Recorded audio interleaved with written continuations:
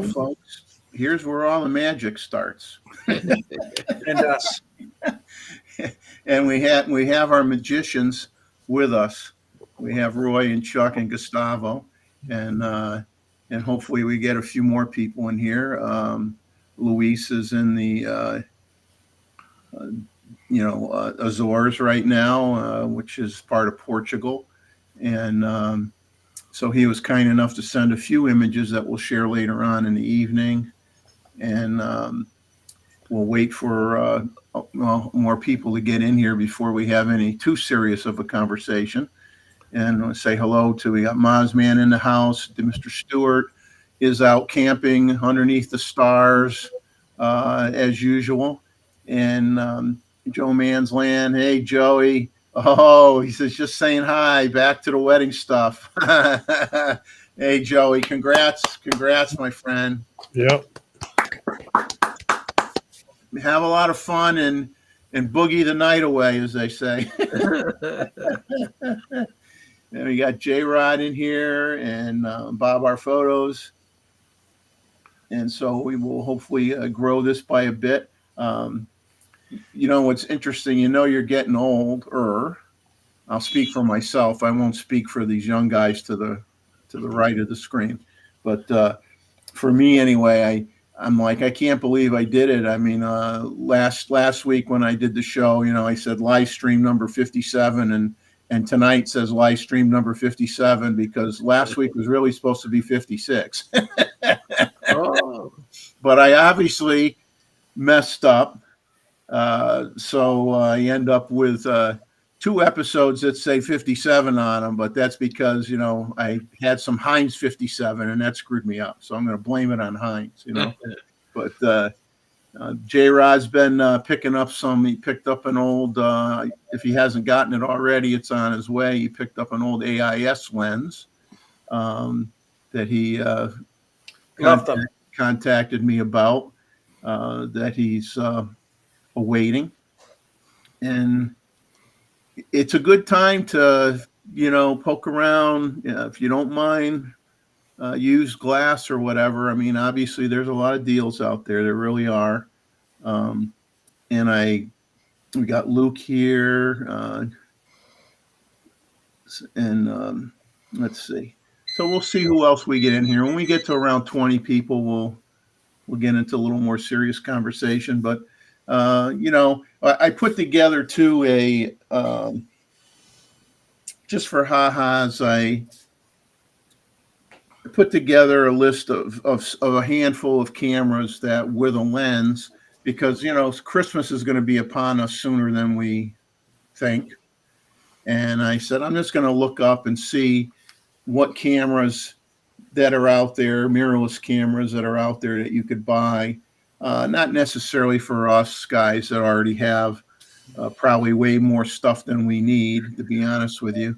But if you were like buying a gift for an older child who wanted to start to get into photography, and I don't want to say these cameras are cheap by any means, but I said I'm going to just look at cameras that with a lens are in the area of $1,600 or less, and just see what I find out there. So I just put together a short list of about 8 or 9 camera models that are, some of them are under $1,000, and just throw it out there. So if there are people out there that, you still have, teens living in your house and they have an interest in photography and you don't want to break the bank, but they seem to have an interest in it, it may give you some ideas. So we'll talk about that later. Terry is now in here, and David, it's good to see you. Type in where you're hiding out at. Well, I guess don't be specific, because maybe you don't have all fans on this show. I don't want anybody coming out and looking for you. Groupies might find him. As long as you're not worrying about, bear encounters or anything like that, would be nice to know. we've got 30. Well, Roy contributed another 4 images just before the show, so we have 39 images for the photo review. So I will look for my little reminder file here to throw it on the screen for everybody. That get your photos in. We basically got 2 weeks, and so you got a little bit of time here. So let's get in some more images, and you got a little bit of time, but try not to send them all to me like 2 days before. That would be greatly appreciated. Um, for those of you that don't know what my process is, when I do that, I'll just give you a quick rundown why I don't want to get them on the last day. Is because when people send in the images to me in an email, and they send down all the information about each picture, I take that information and I put it on a cheat sheet. And I put all that information, all those pictures in the order in which they're received. And I have a cheat sheet, which is like my narration, because not everybody, obviously, that sends these images in are on the panel to talk about them when they come up. Some people may make comments about their own work within the chat. Once in a while, somebody may come on the panel and talk about them. But for the most part, I'm reading off whatever you send me. So I have to make a list of every picture that everybody sends in, with all the settings that you provide, all the commentary you provide. I take those images, I put them on a thumb drive. I take that thumb drive, I suck them all into Lightroom. Lightroom just scatters them in whatever order they're going to scatter them in. Then I have to go and move all these images so they're in sequential order to match up with my narration sheet that I already have, typed up. So all this stuff takes a lot of time. So I hope that I get, the majority of the images in, a couple of days before the show. So I'm not, living on my computer any more than I already am. Every time Mr. Stewart calls me up, our running joke is his first question is, "Jeff, are you on the computer?" And it's always, yeah, I'm on the computer. And I can't even, I'm ashamed to even ask. I don't know. I'd be scared if Chuck would share when he was doing 2 shows a week. He must have been on the computer 12 hours a day. I mean, Yeah. Easy. Is that a fair guess? Yeah, that's right. So believe you, I mean, I probably spend at least 10 hours a day, not every day, but more days than I'd like between, and that's not really just for the show. I mean, that's, my own photo editing that I'm doing on my, when I go shoot at least minimum of 2 times a week, something hopefully 3 or more, but lately it's been like 2 times a week. So, you end up with 1,000 images or 1,300 images you got to go through, and that takes a bit of time. So that's why I like to get everything in a little bit earlier. And we are going to. Come here. New guest. I heard a noise. Was that Noah? Yeah, he's gone. He'll be around here in a minute. So when Chuck can grab his new kitty cat, Noah, he will show him off to the audience so we can all see the new cat.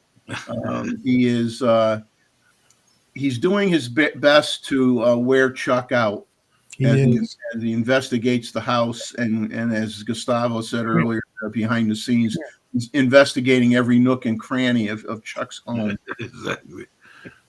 That's what cats do. Oh, here we go. We got It's the wrong color. Yeah, he's oh, 3.5 months old. More typical Maine Coon colors. Yeah. Beautiful. Hi, Noah. Beautiful face. Hey, Noah, we're your extended family, but we can't hand you any treats through the computer, so you're out of luck. Right. All right. All right. But Very independent, aren't they? No, he just got up, so he's ready to hit the road. hit the road. We got a very pretty cat. So you'll be busy. Cats, You'll be busy now, Chuck. Yeah. cats are very photogenic. Yeah. I'm gonna get some pictures next. I think this week, so that we'll head him out. Him bring. He'll be here on the 17th, 7th September. There you go. Okay. Okay. So yeah. What do you So let's see, Mr. Stewart's in Starland County, Alberta, and let's see who else we got. Lynn is now in here, and Robert's here, and let's see, Line. yeah. What I wanted to say is we're going to change the show a little bit, the hours anyway, because obviously we have been trying to maintain a 5-hour show time for pretty much since close to day one, I think, of when I started doing this.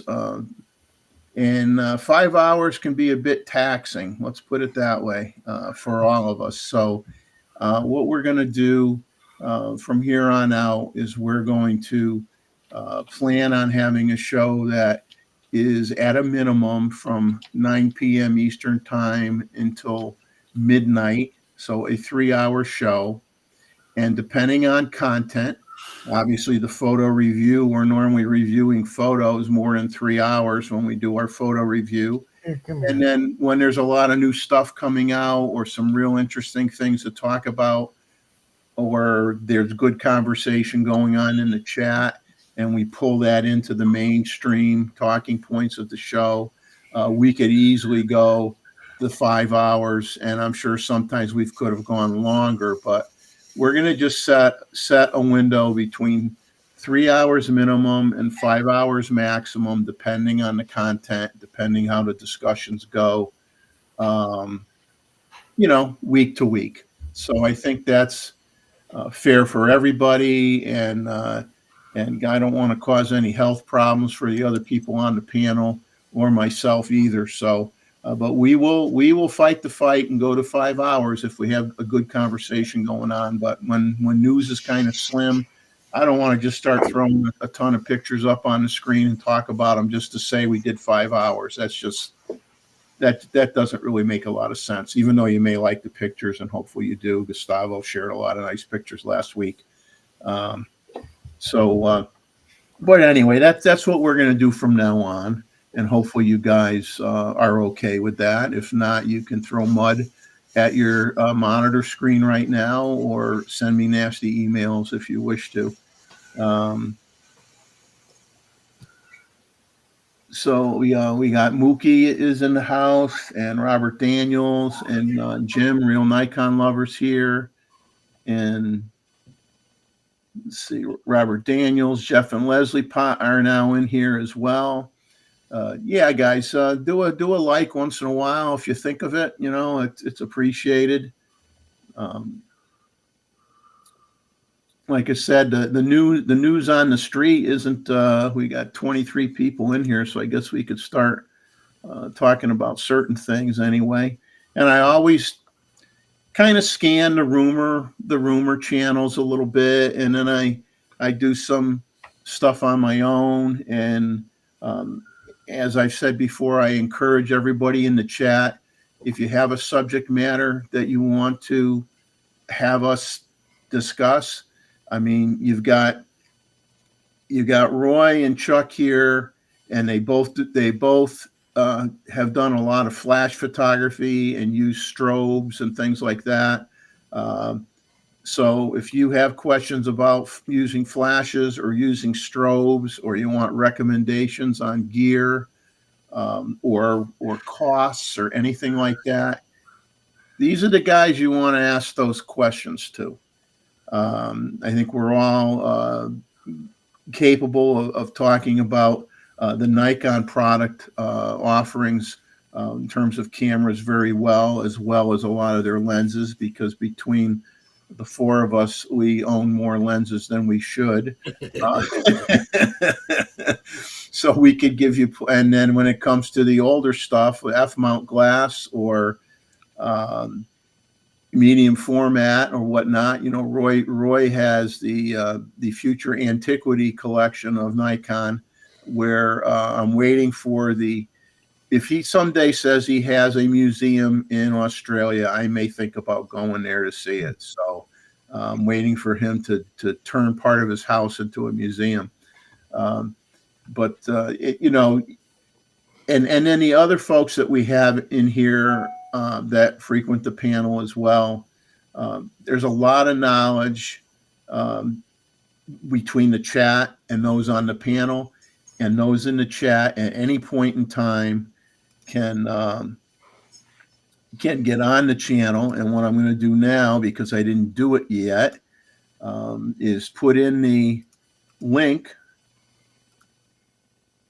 Should be showing up anytime now.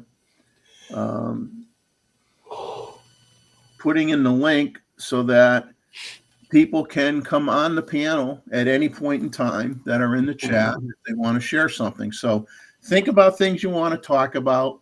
Think about anything that you may want to do a presentation on. And I'm not saying for tonight, but I mean, if you wanted to put something together to talk about 2 weeks from now or 3 weeks from now, if you like to do street photography, don't be scared to do a little presentation on what you like to take when you do street photography. I mean, are you doing it during the day? Are you doing it at night? Do you prefer one over the other? Are you doing black and white? Are you doing color? Are you doing color and converting it to black and white with digital? Are you shooting 35 millimeter or 120 roll film cameras, old cameras, and buying, Ilford HP5 or Tri-X or what have you for black and white, and talk about what you do, share some of what you do, and I do want to have a discussion. I think a good discussion here for a general discussion. Let me find my notes because I don't memorize every single thing that I think about. So here's a topic of discussion before I get into rumors and just start rattling off rumor stuff. And we'll start with the people on the panel. We'll do Roy and Chuck and Gustavo and then myself.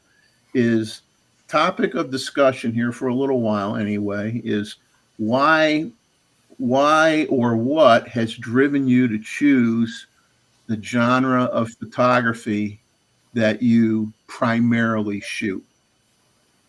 And I'm sure everybody has a story as to why they shoot what they do. So for those on the panel that want to share what your primary genre is and why you chose that, share a story. And then I hope people in the chat participate in the chat as well. And while you get Roy, I'll start with you. While you guys start, I'm going to monitor the chat and see if people start leaving any comments. I shot product for quite a while. 2 reasons. One, it's technically challenging, which I like. And secondly, most of all, it makes lots of money.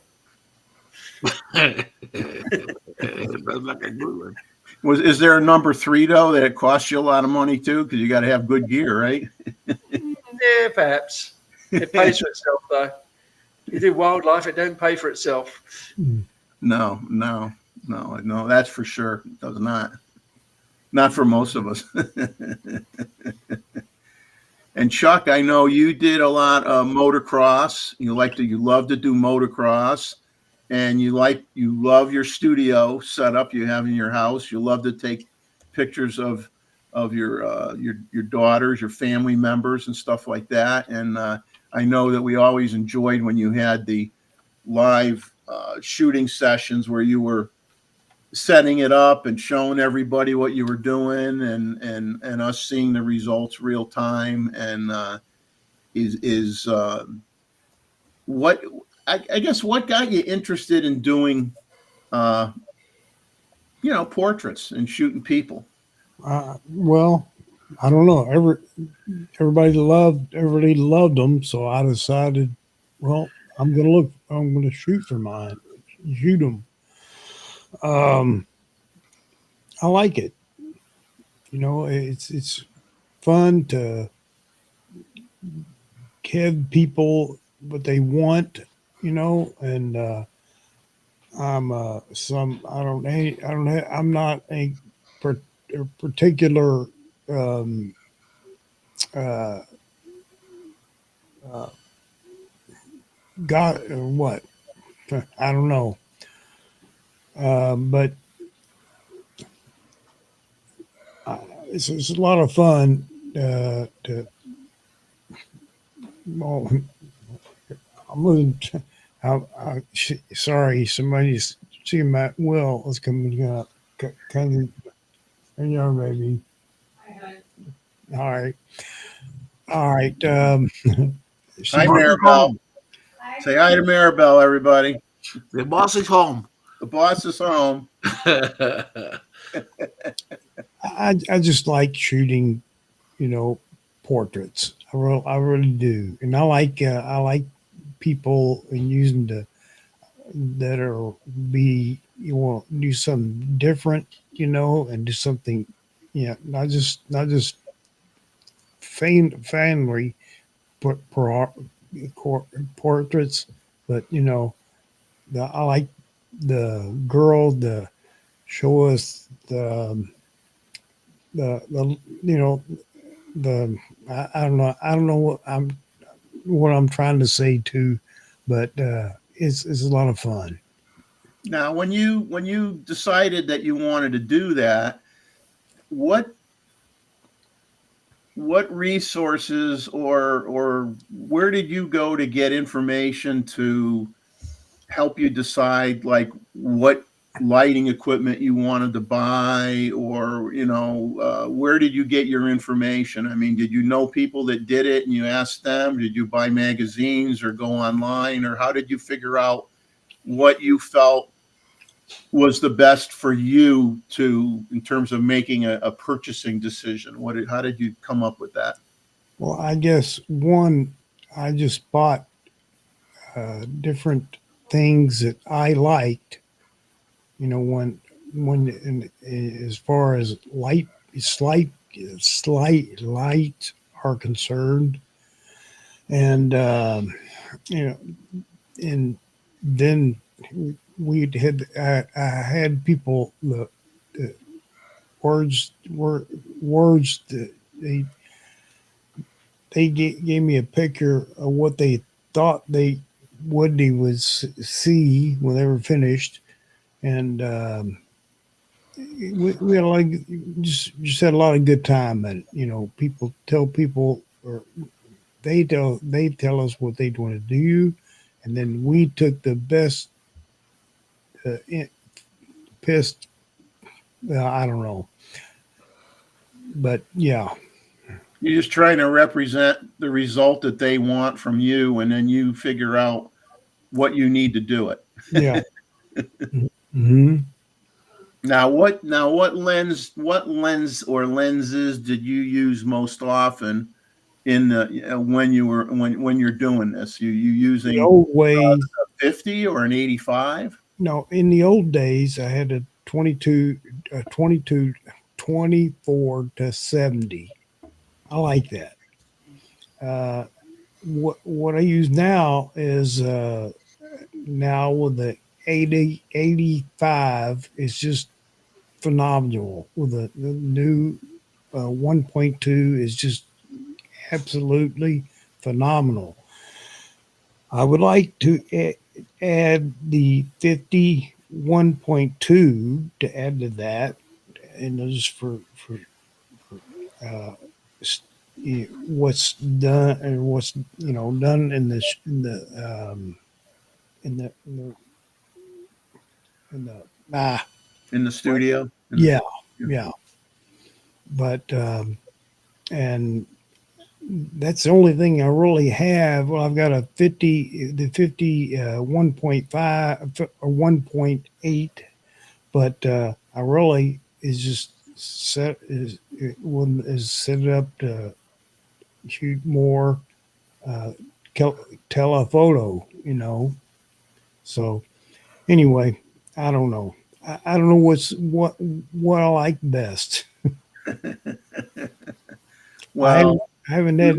we look forward to the time when you have the opportunity to do another photo shoot and you want to share it with us, because everybody enjoyed you could feel the fun that you were having comes through, and everybody gets charged up about it. And we always really enjoyed, what you're doing.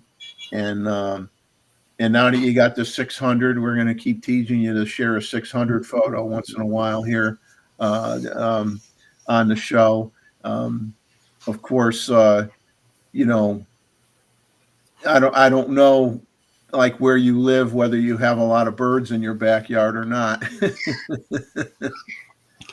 Well, has a pond yeah, behind. we do, but it's all grown up, so Oh, make it makes it very difficult to take good bird photos. Well, I'll say a bad joke. You could have the cat go out there and get a few birds for you. Make him pay for himself. Yeah. Now, Roy, when you were doing, and I'm sure if you got coerced, and it probably wouldn't take too much for you to do an occasional product shoot, even to today. If somebody approached you, I'm sure you would probably still do it. But Yeah. we're without getting into specifics of what you shot, but I mean, would you say that were you primarily shooting small objects where you were using close focus or macro setups, or did you ever do product photography for, let's say, for a car or for something large? I've only shot one car, and it was more difficult than I thought. But most of it's close up or very close up or very micro. Done some portraits and headshots too, but that's a different world. Probably done more headshots than portraits. so Roy, what do you consider to be the most challenging photo you have taken? Dealing with art directors, Yep, they're a pain. yep. They think they know everything about photography, and they just make a mess of everything. Okay. Now, But now you obviously, I think from conversations, going back years now, when we were all together, with Chuck earlier, you were a software guy at one time. That was your job for I a while. spent quite a while as a software developer, working for Digital and IBM and a couple of other companies, mostly software for mini computers. So were you like I did some games too. did you work directly for those companies, or were you like a sub-tier, hired as needed to do certain For projects? Digital, I worked there. For IBM, I subcontractor with another company.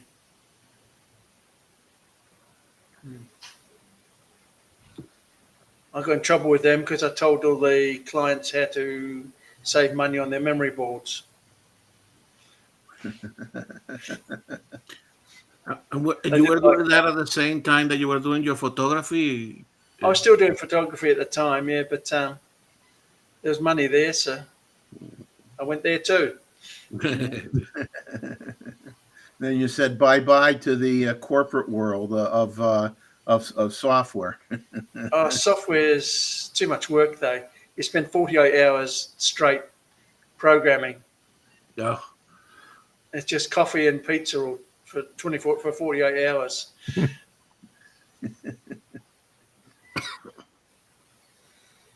We got, let's see who else we got in here. I think I saw someone say hi to Ava.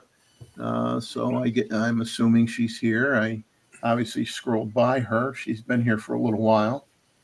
And let's see who else. Greg Corker's in here, I see. And Jim? Mr. Ishii is here. John, feel free to come on if you're not eating breakfast or lunch. And Terry, hopefully you and Mr. Stewart sometimes will get together. That would be kind of cool. And Mr. Daniels has a 58 millimeter Voigtlander lens that he likes to shoot with. And I know Robert Rosado, who I worked with at the company that I retired from. He has several Voigtlander lenses that he's bought, and he shared some information about where he bought I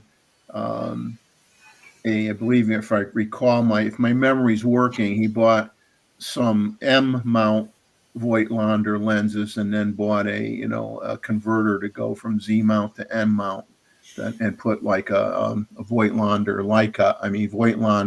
Leica mount lens with an adapter on his Z mount cameras, and got very good results with it. And the adapter is very, very thin, so your lens distance from your lens to the body was very, very short, and he likes doing that as well. So he, going way back to like last year, probably around Christmas time, I know he had sent in some Christmas street photography, Christmas images that he took with the Voigtlander lenses, and got some exceptional results with them. Let's see. Gustavo, why don't you share your tales of the dark side with the genre? Why did you choose nature and wildlife photography? I think, like many people like nature, you started like in nature, so I wanted to record what I was seeing. Correct. So that's the way you get into passion for nature photography. Is basically passion for nature. But at the same time, as you guys know, I started traveling quite early in my working life. So I also did quite a bit of travel photography, the places that I was assigned and traveling, and as well as some um, car racing, particularly when I was living in Europe. I did quite a bit of Formula One. Okay, so I actually traveled to many of the different circuits for a couple of years, and followed the races very closely, and other type of races as well, but mostly Formula One. In Europe, it's a lot easier because there is a lot more. You know, you take a vacation, you visit the place, and you attend the race. It was very fun. Now, are those races, are the Formula One races in Europe many times are right on the streets, are they not? Some are there in the streets, some on a specific circuit. The three racers uh, are some of the more exciting, like in Monaco, or in regular roads like in Belgium Grand Prix Francorchamps. So that was fantastic. Yeah. Now, it's got to be a little bit scarier, obviously, when you're trying to capture the images when they're driving on the street. For Formula One, not so much, because is the cities that do it, they have almost like a circuit. So immediately, there are stands, there are barriers. Um, those are relatively controlled. Now, you other type of racing, that is basically rural areas. Those can be a little bit dangerous, right? But Formula One is even on the streets is very well controlled. Everything around the area gets uh, controlled, and you cannot access the circuit. And so, I'd so I like did to. I did quite a bit. I'd love to do that. Shoot in at should be. I would love to be there and shoot that. Yes. Yeah, and as I mentioned in another time, I actually was quite successful. I got published and everything, Yeah. right? So I could have taken that. That's when the life presents you like a fork, the, Mhm. and then you say, "Hey, I can take that route." But I mean, I love nature, and my passion is what I study. Correct? So I'm a geologist. So, and I knew it was a lot, even in the '80s, it was a lot easier to be a geologist than to be a photographer. Correct? Well, And I was reasonably well paid. And I love geology, correct? So it was not that easy. As a matter of fact, being a geologist, you have to do a lot of photography when you go do field work as well. But my love for bird photography and all started very early, correct? I was hiking, collecting rocks, collecting minerals when I was 7, 8 years old. As soon as I could get my dad to convinced that I needed to take some photos and borrow his camera with permission and without permission, then I would take it with me, trying to record whatever I was seeing. I'm going to let you guys talk for a minute. I got to check on the dog. She wandered off, and I got to make sure she's all right because her health's been a little bit shaky for the last 2 or 3 weeks. So I just want to check on her quick and make sure No she's problem. all right. And I'll be right back. Go ahead. Go ahead. So anyway, that's the way I started with this. But uh, so I have been trying to do wildlife photography for a long, long time. Motor racing and all that, not as much since I move out of Europe, right? And travel photography. Every time you travel, you take your camera, correct? So yeah, it's like motocraft. I love that, shooting yes, that, but you know, those days are gone. But I do would, or if I had any more, I would. Gosh, I enjoy what they used to shoot. So yeah, go ahead. there is some motor racing. Is exciting. If you can get access to close to the circuit, correct? I mean, Yeah, any kind of the vibration of the cars. I that's mean, right.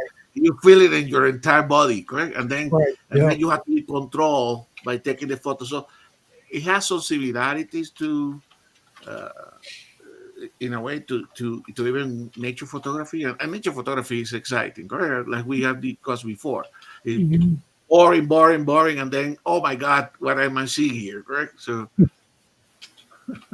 boring, hectic. Correct. Yeah. So, Yeah. Boring, hectic. The for myself, a lot of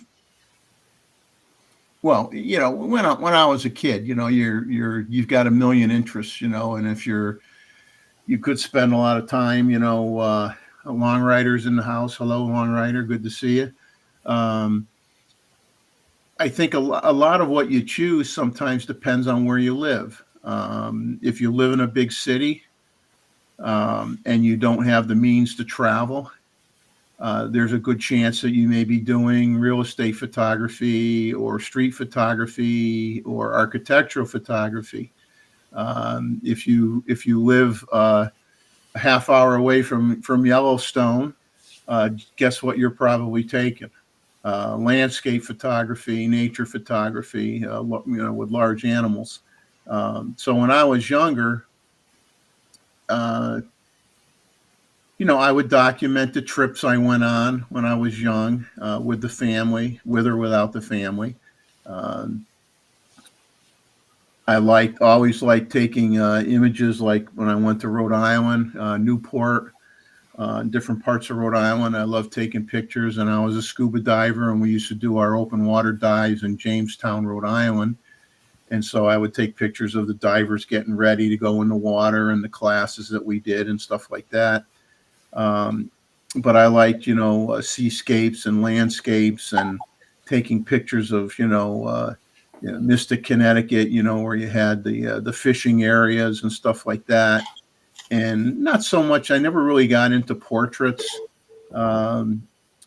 Did probably got 13 photo albums full of pictures of my children growing up, and which I think is really predominantly what the majority of people take pictures of, their family and their family reunions, or their Memorial Day picnic, or their 4th of July picnic with family and that kind of thing.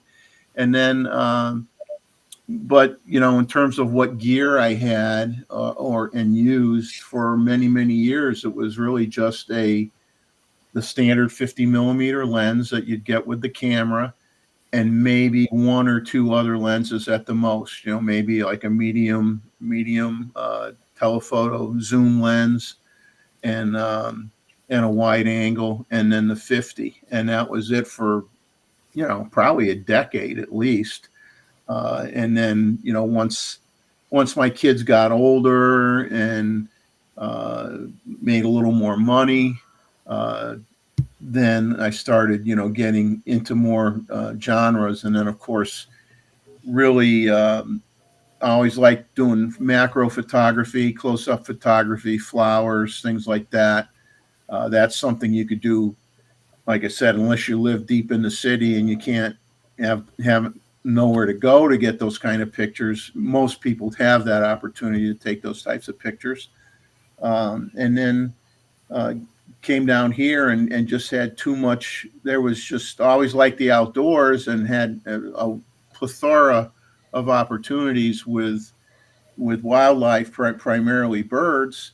Then the genre shifted to bird photography, because it isn't like I didn't like birds, but it became a very opportunistic thing for me down here, and I love it. And so, have way too many genres of photography that I've done, but I would say if I had to pick the three I do most of, it's nature / birding, and macro, and street photography would probably be the lower the lower amount of time. But I do like doing street photography as well. But I even got into weddings. The problem is, and we've probably all had this happen, if you have decent photo equipment, you get tagged by people that you work with or have been friends with, and they say, "Hey, you think you could shoot my kid's wedding?" Yeah. And I got roped into that 4 times. And that is one genre of photography that I have. My wife tries to convince me, well, why don't you go out and earn some money with your camera and do some weddings? I'm like, you can hit me with a truck before I want to go out there and shoot weddings. I agree. I respect and appreciate the work that wedding photographers have to do. But you have to have a certain mentality, and you have to have a certain personality. And it is a lot. And a lot of that is the business side. You know what I mean? Some photography requires more just if someone say likes your macro shots, and they say, well, I want you to capture me, go to such and such a place and get me take me pictures of that area, what there is for flowers or small birds or whatever, you just go out and you do it, right? And then somebody likes what you take, they buy what they want, that's great. But when it comes to a wedding, man, you got to sit there and what kind of packages do I want together? You got to figure out what the price point's going to be. How do you remain competitive with everybody else in the market? What do you charge? What do you offer? What do you do that's different that makes somebody want to choose you over the 500 other wedding photographers that they can choose from? It is a very stressful business to be in. So I applaud everybody out there that has chosen to do that for a living. But the satisfaction you get is that when you perform your task, and you're good at it, uh, in a way, you've left your mark on all these people you ever took pictures for their wedding. I mean, they have something tangible that you created for them, and I'm sure there's a big feeling of satisfaction that you get in doing it at the same time, even though it's really, really hard work. So I tip my hat, which I don't have on, to all you wedding photographers out there. We got Nancy. Nancy is here. Nancy, are you near retirement? You got to be pretty close. She said that she retired December 31st. I didn't hear you. She said, look at the poster. Oh, they're going to retire on December 31st. Good for you.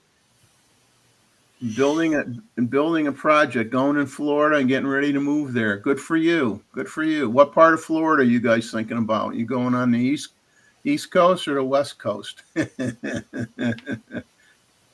Or if you're into horses, you go in the northern part, right? Because they do raise a lot of horses in the northern part of Florida. Fantastic, Nancy. You're going to enjoy it, having the freedom of do whatever you want when you want it. Yep. Yeah, my wife's gonna, put it this way, she was going to retire on February 1st, and now she's waffling on me, but I'm putting in for her Social Security for February 1st, and she may stretch it out a month beyond that, possibly, but for the most part, March 1st, she'll be retired, and then I get to sit back and see what she's gonna figure out what to do with her time. That has me worried. That has me worried. But Jeff, you did quite a bit of landscape as well, correct?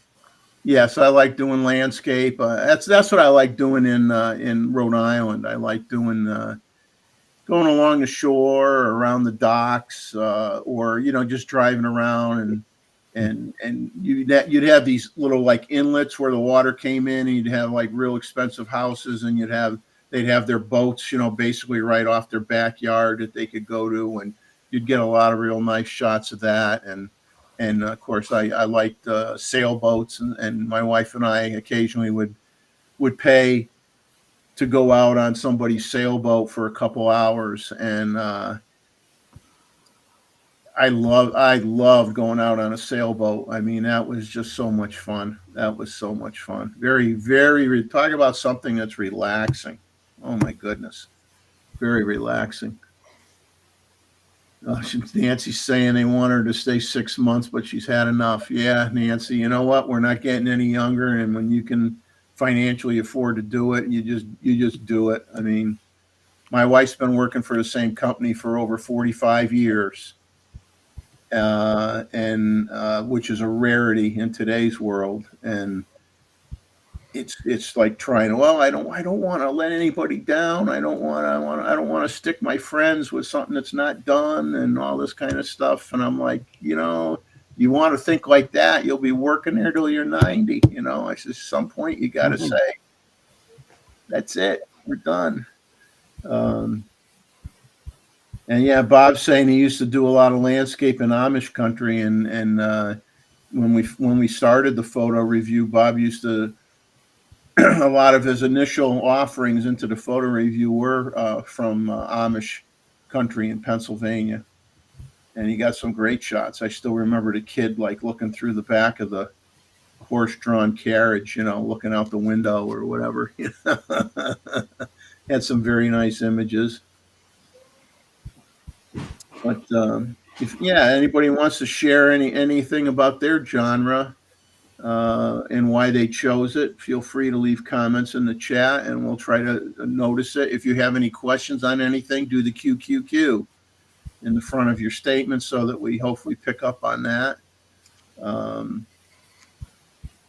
So I thought I'd start with that, and let's see. So a few rumors, and it's usually really the predominant rumors are really more lens announcements, or I don't really get into the software stuff too much because it seems like every time you blink your eyes, DxO is coming out with an update.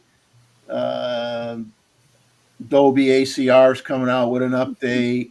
Topaz Labs is coming out with an update.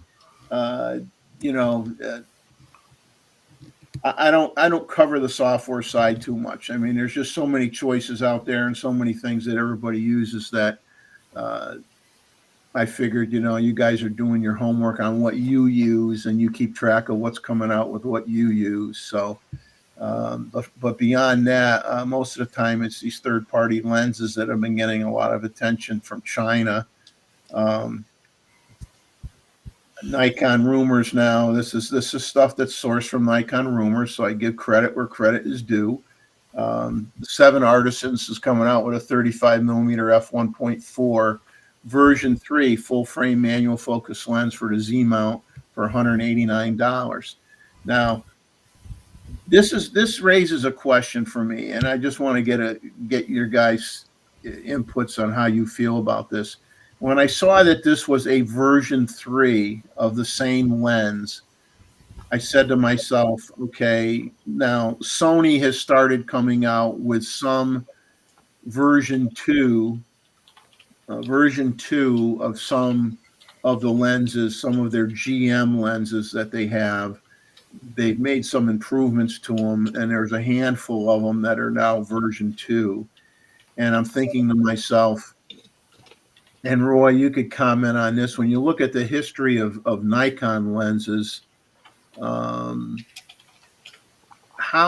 often, if ever, has Nikon come out with a second version of a lens?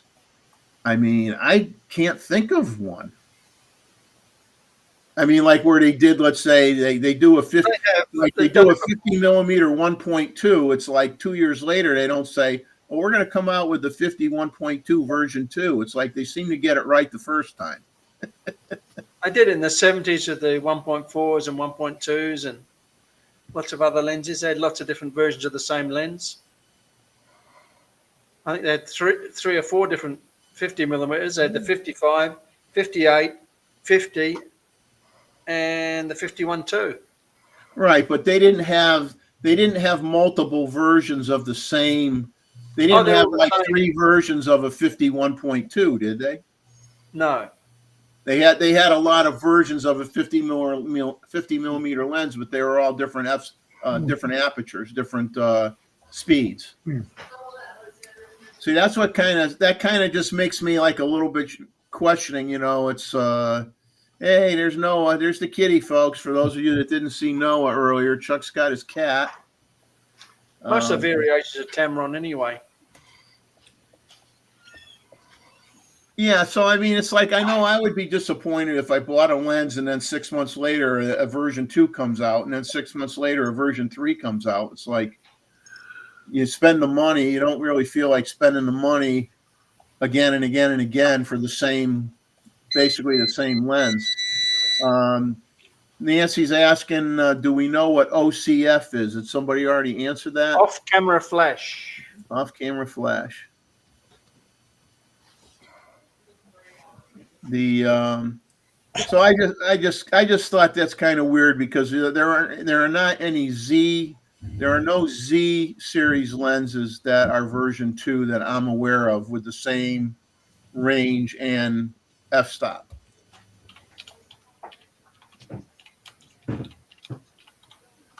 If she is everybody, 125 would be my guess.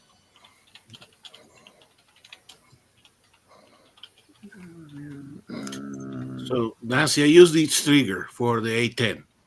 Yeah. Pro photo. Yeah, pro photo. Yes, she's asking for to trigger this one.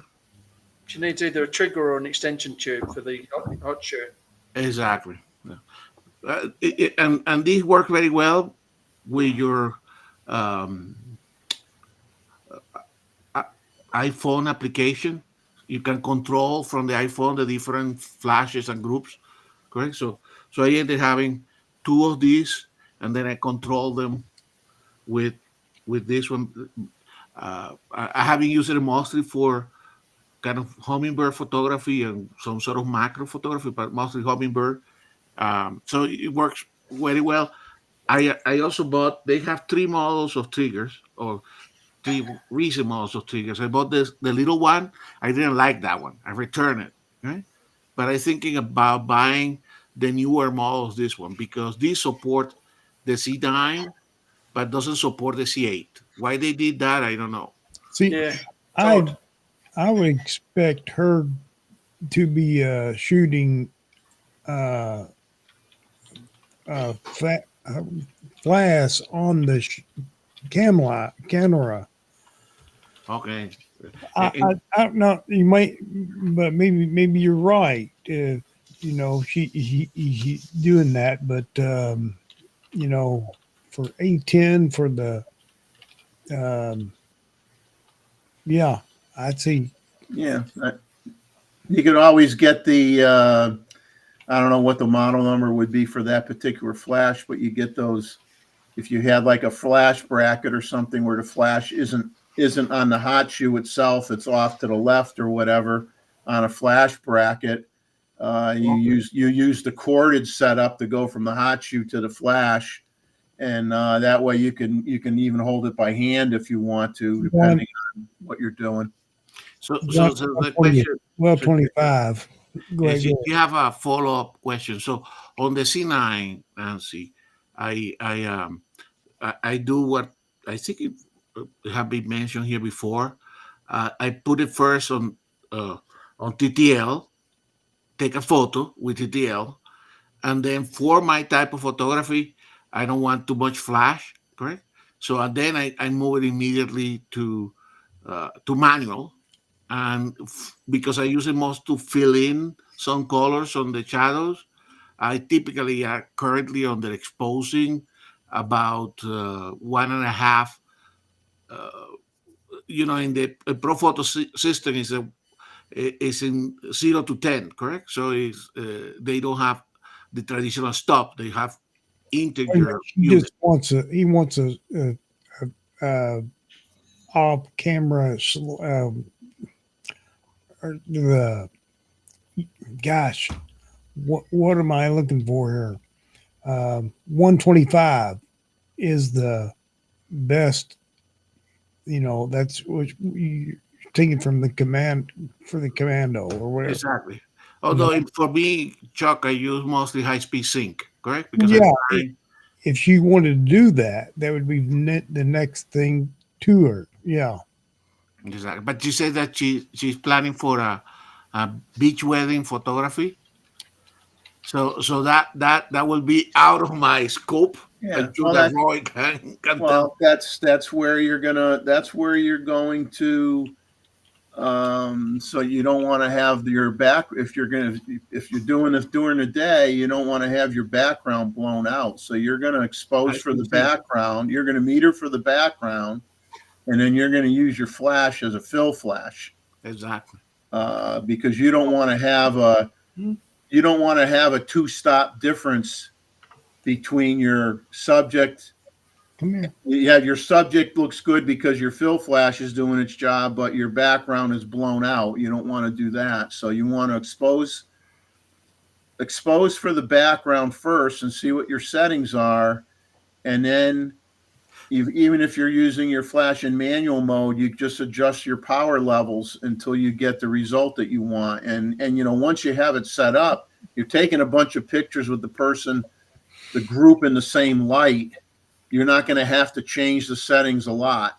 You know what I'm saying? I mean, as the There's a, hours go by, you will. But there's a lot you have to go through, but right now, first of all, 125 because it's going to get and you yeah. If you're right, Gustavo, is she wanted to she. Sorry about that. Sorry, cat. Um, if you wanted to take anything with well, whatever. What is it? Um, what are they? What are they called? That gazebo? The high speed sync. Yeah, Okay. you're gonna take a lot. You're taking a lot of lot of power in the shaft. In the Way, flash. yeah, Yeah. Yeah. to be able to do And it. it's uneven. Locally for me, Chuck, because typically since I'm photographing hummingbirds, I will put them around a flower that I want them to come in, or a feeder. Mostly try to do it around the flowers. I can actually put the strobes uh, very close to the plant. So I actually sometimes I'm working with very little power, 3 power, Yeah, right? And so I can even shoot at 5 frames per second. Correct. I can do kind of rapid charging because each of the flashes is just delivering a little bit of power. yeah, Yeah, and in your case, you're using the flashes to freeze the motion as well. Betting or something, nobody's moving really. So you're not going to use high speed Exactly. sync typically for a wedding. You're just going to use fill flash for a wedding. hmm They are very well, definitely. I mean, this system, remember when Nikon announced that they didn't have, or they didn't announce it, but when we knew that they were not going to come with new flashes, so I moved into this system. And they are extremely well built and they're very A good bit consistent of price. at a price. And all the accessories are incredibly stupidly costly. Even the batteries or the little Trigger. the trigger, right? That other trigger that I want to buy to replace this one, mostly because with this one I have to use the phone. So you have to sit down, you have to have the phone around, and this trigger, you don't want to be stepping down. So the other trigger, the new trigger, is $399. Right? yeah. It's But expensive. yeah, but I think they are such a well made, and with their system. I think this company, Swedish, Norwegian. I know It's it's somewhere around there. Uh, they, you don't have to deal too much with guide numbers. They try to simplify the system and it works very well. Correct. you're paying I for the don't convenience and the exactly. reliability. I'm going to throw up a few comments here about the genres here that we were talking about a few minutes ago. And Jeff and Leslie say, as their name suggests, he shoots wildlife, nature, flowers, insects, landscape, anything outdoors, including snakes and frogs and tadpoles and anything that moves or exists in the outdoor world. Jeff and Leslie take pictures of it, and Good picture. they have one. Well, he talked about some of the environment kind of being developed and going away, but he still has a few spots that he can go to where he gets some nice wildflowers too, which a lot of people don't have the opportunity to get wildflowers where they are. Um, so he's obviously that's what they do a lot of. And Woody made a comment about having just shot eagles for a couple weeks and then doing hummingbirds. And I know someone farther down in the chat told Woody send some pictures in for the photo review, and I concur with that argument. Is Woody, we want to see some pictures of these eagles and the hummingbirds, one or the other or both for the September 7th photo review. So send me a handful of pictures, buddy. The more the merrier. Um, the And then I guess when we talked about all these software updates, Jeff saying a slight bug with round tripping Canon RAW to Topaz and back to Apple Photos. Mm. With so there's always a well, you know, you almost, I don't want to say you become accustomed to it, but with technology now, it's just so is so complicated, and everybody's trying to have so many advanced features, whether it be in camera hardware or camera software, that if you happen to pick an odd set of settings even on your camera, all of a sudden you may find out that something doesn't work right. When they come out with bug fixes with their firmware, it's usually, when you read what the bug fixed, it would be like, oh, if you're in this autofocus mode with this setting and this lens and this, there's like 10 conditions that you had to meet to have the problem. So, and it's amazing that they do fix them. They do, and when they hear about it, they fix them. But Nikon's good like that. But yeah, but I sit back and saying, gee, I never set up my camera the way they did to make it fail.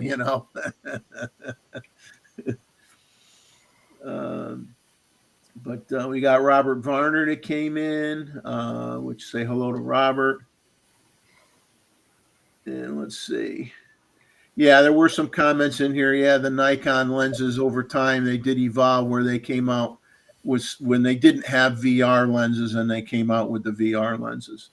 So that's true. Power zooms are next, I think. Yeah. Well, there's the fella's in here now. He says, good to see Chuck. Andre Wilson. And let's see what else we got that's out there in the world of the Nikon released firmware updates for 5 different Nikon Z lenses, but they're all for the same thing. Changing these lenses so they support options for focus ring rotation range within the custom setting menu, in addition to the non-linear function. So they added that, and that affected the Z 28 to 75 2.8, the Z 28 millimeter f 2.8 SE, the 40 millimeter f2 SE firmware, 40 f2 non-SE version, the 28 millimeter f 2.8. So you got a handful of lenses that they're all for the same thing.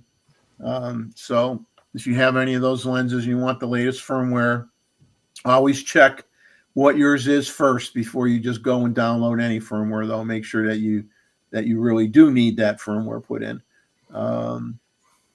They also had they reviewed 4 other ZF grips in a Nikon Rumor article that may pique your interest if you're looking for a grip for your ZF. Now, I found this kind of comical, and as I said before, the amount of news out there is not overly abundant right now.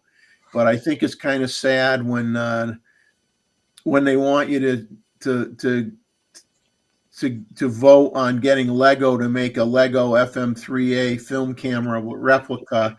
I think when things get that slow and we have to start writing letters to Lego to make Lego block film cameras, we're getting pretty desperate to find something to talk about.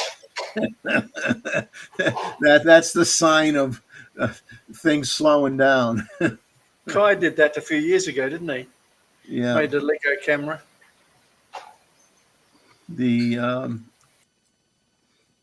A company named PhotoDiox, they have 2 lens adapters that they've got out now. One's called a DLX stretch adapter. It improves close focus performance, has a built-in helicoid in it. It's $109.95. And then they have, and that's for a model that it's for adapting a Leica M lens to the Z mount body. They also have a TLX ROKR lens adapter that offers tilt shift movement, and that is for use with Nikon F mount glass being put on a Z mount body.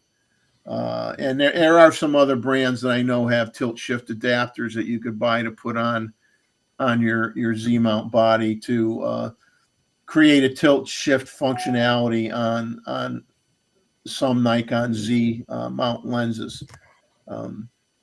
I don't know. I've never used one. I don't know if they're any good or not. I don't know if Roy's ever tried any of them or what he thinks of them. Any comment? I tried one of the cheap ones. I think it's from Brazil, and it didn't work very well though. Not as good as a genuine tilt shift lens. Just too clunky. David Stewart saying Anita, for those that don't know, Anita had the problem with the Z8 camera strap lug and had to send her camera back. And I think this was the second time. I think, well, David had to do it with his too. So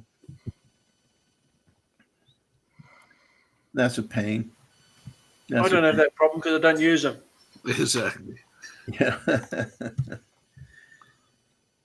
Now, for those that like think tank products, they're offering until the 27th of this month. So you only got 3 more days. They were offering 25% off their backlight backpacks and camera holsters until the August 27th. So if you're interested in looking at that series of backpacks for cameras, you've got 3 more days. My favorite. They're fairly light, but they fit on a plane and they're strong. Hey guys, let me get off here, okay? Okay. Thanks for joining us, and nice to see the NOAA introduction. Sorry, I'm so tired and so man. But anyway, it's been a pleasure with everybody, and I'll keep in mind next week. All right. Okay. Thank you, sir. Bye, y'all. Good night, Chuck. It's always fun to have you on, my friend. So keep on coming. Keep on coming. Indeed. Bye. Bye-bye.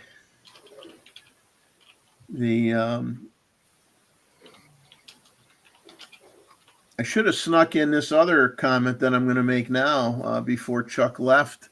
But if he watches the rest of the show, let's say tomorrow or what have you, that he could always next week make a comment on it. Nikon Rumors had several images leaking a Nikkor 28 to 135 cinema lens, supposedly a cinema lens that they're coming out with. So go to NikonRumors.com and check out the leaked images for a 28 to 135 millimeter cinema lens. So we all knew at some point they would do this, especially after acquiring Red. But if they're even close to coming out with even one lens in a cinema line, that would be extremely significant for such a short time frame since they acquired Red. It shows that they're not, sitting there doing nothing. So that is a very good sign for a lot of people. Yeah, and apparently it's a power zoom, correct? It has some sort of way of moving the power, the zoom range with a motor. The question is whether it will be internal or something like an attachment like Canon did. Yeah. Now, there's also a list of rebates, Nikon rebates for the month of August. And of course, we're getting pretty much near the end of August as we speak here. But they got $500 off a D850 body. I'm just picking out a few. They have the whole list on Nikon Rumors, but they got $500 off a D850. They got $250 off a Z30 with the 16 to 50 millimeter and the 50 to 250 millimeter lenses. It's a kit setup. They got $400 off the Z6 II. They got $700 off the Z7 II, and a whole long list of things. Most of it is F mount gear, but there's nothing wrong with F. There is nothing wrong with. I mean, excuse me. Most of it's digital SLRs or F mount lenses, but there's nothing wrong with that stuff. I mean, you know, I And there think, is also a lot of refurbished lenses. I got the email yesterday. Actually, Jeff, I ended buying the 14 to 30 yeah, that I was F4, thinking yeah, about it. So I bought a refurbished. So I hope it's going to be good. But it was, I think there was 10% on the in addition to refurbished lenses. I think I got it under $1,000, and the lens it would have been on regular price. It would have been new, not refurbished, about 1,350. So I yeah. say $350, and that was a lens that I was going to buy. Uh, Yeah, I don't hesitate to buy anything refurbished because when you think about it, in most volume manufacturing of anything, not just cameras but electronics in general, they have a lot of automatic test equipment. mhm. But in terms of inspections and whatnot, they only do spot inspections on a certain amount of, say, bodies in a lot that they build, or every camera doesn't get inspected to uh, like to an insane amount. They'll pull some out of each batch and go through them really good to make sure that they have batch control, that they don't have see that where something is not working. They look at enough stuff to have confidence that a certain percent get inspected like heck and tested like heck, and you know the rest are 99.9% going to be good. Yeah. But when they do a refurb, that lens goes through everything because they're warrantying it. It probably gets looked at better. It could get looked at more than when you bought a new one. Depends on the company, I think. You It know, was Some companies are more stringent than others. yeah. yeah. If you get it through Nikon, you're going to be There good. was a there was a Nikon USA. Yeah, Nikon USA. Yeah, you're going to be fine. So no, Uh, yeah, you save a little bit of money there. yeah, So yeah, I need to buy some eventually the filters, because the filters that I have are for the 77 millimeters, and these, as you know, is 82. So I need to buy some kit of 82 filters, like what I use with polarizer, maybe the neutral density, variable neutral density filter in Get case a that I, good polarizer. Some of the cheap ones are crap. yeah. yeah. No, no, but no, the one that I have at the home was a Nikon one, but that's it was like $177 just for a polarizer. Yeah, but it lasts your lifetime. Yes, I like the slip-in ones better. yes. Although I think for what I do, probably the I think with the magnetic system like the one that you have is more modern. That probably that will be good. But I need to do a little bit of research and then consult with you guys. I don't need it now, so I'm going to wait until the lens arrives next week. Play a little bit with the lens, make sure that it's okay, and then Yeah. and then I decide, okay, I'm going to buy some of the filter. Yeah, it's like you buy the lens, and that's not the end of the expense. Like you said, No, no, no. you know darn well whatever you bought, you don't have a filter for it. Exactly. It's like Murphy's Law. Days are gone when all your filters are 52 millimeters. Wow. The So that's a bargain. That is, look at that from Tommy Brantley. Nikkor Plena 135 refurb for Nikon USA for $1. Think you left off a few zeros. Great lens, though. Yeah. Yes. Not for everyone, but a great lens. It's not something you're going to use every day. Let's put it that way. Unless you're well, it depends on your genre, right? So I'm going to stand corrected. It depends on your genre. Very good for headshots. You know, good for doing portraits, street photography portraits. Not necessarily so good if you're in a studio environment, because it's going to be a little too long for most studios. Unless somebody has a gigantic studio, they're going to want to use either a 50 or an 85. But if you're on the street, a 135 is really nice to use. Outdoor portraits. You know, now Adobe Camera Raw came out with version 16.5 to support the Z6 III. So that's something that just came. That's something that just happened.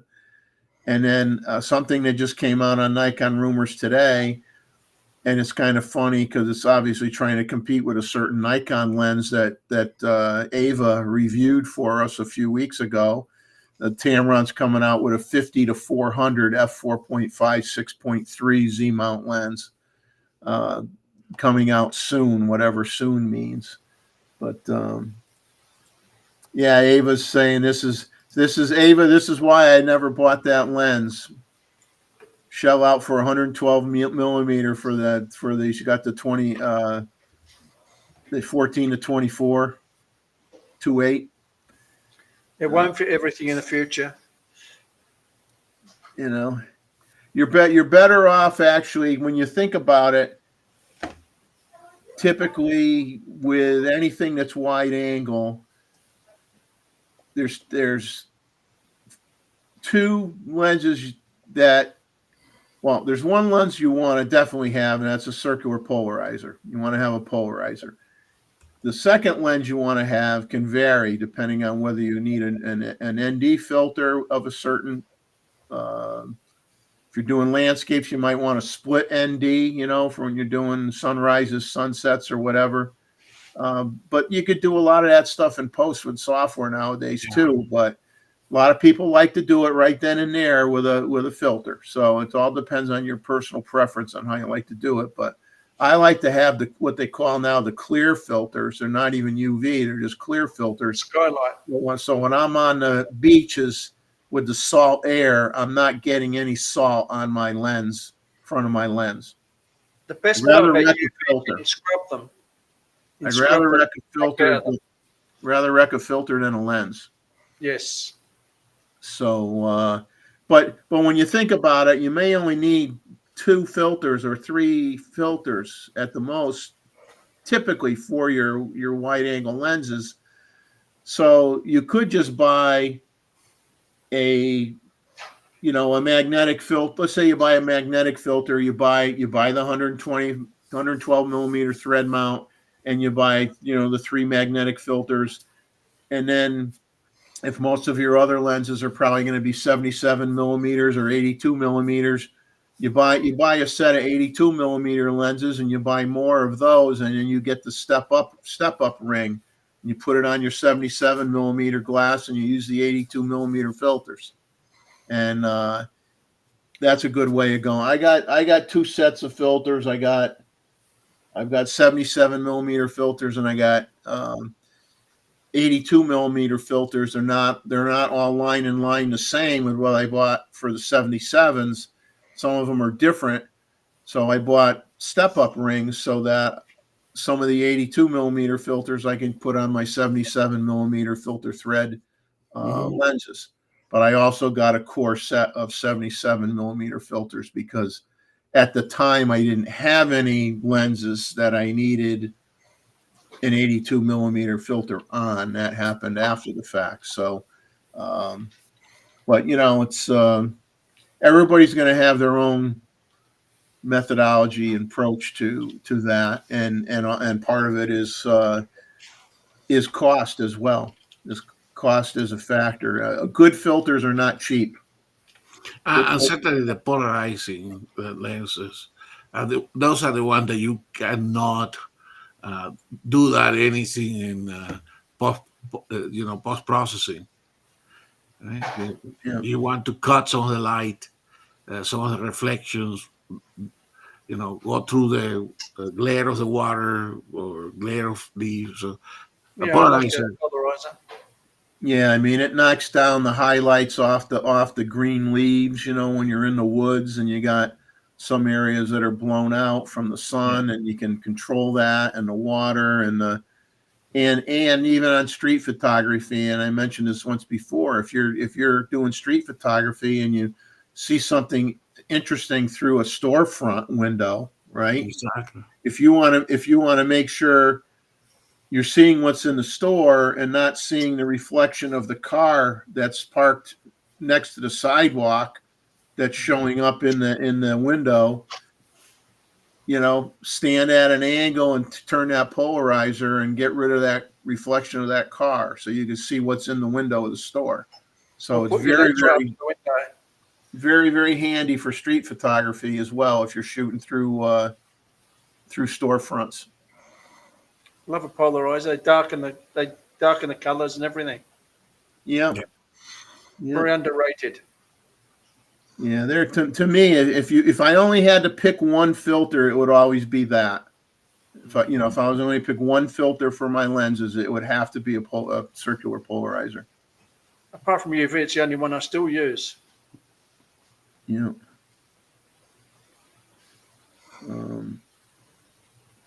We would, let's see if we got any other. Yeah, Robert Rosado's talking about he has 82 millimeter case filters and he uses them on 77 millimeter filter threads. Go watch some of the filters from China are plastic lenses. They scratch very easily. The glass ones are much better. Yes. Yeah.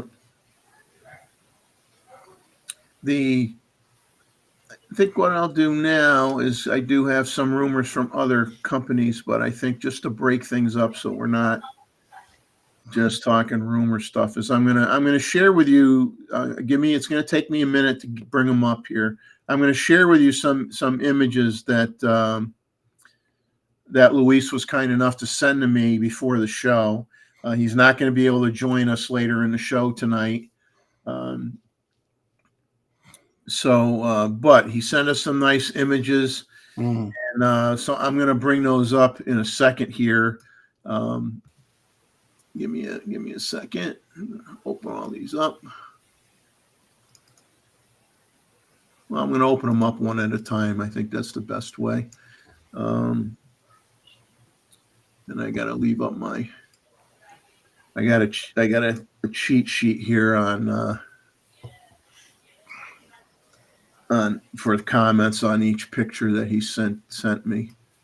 So give me a second.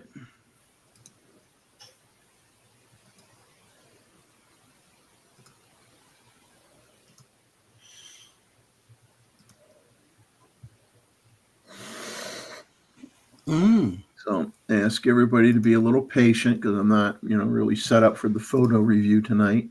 So Luis was kind enough to send me 4 images from the island of Sao Saint Miguel, which is one of 9 volcanic islands in the Micronesia region of the North Atlantic Ocean. These islands are part of Portugal, so the Azores. So this is where where Luis is right now.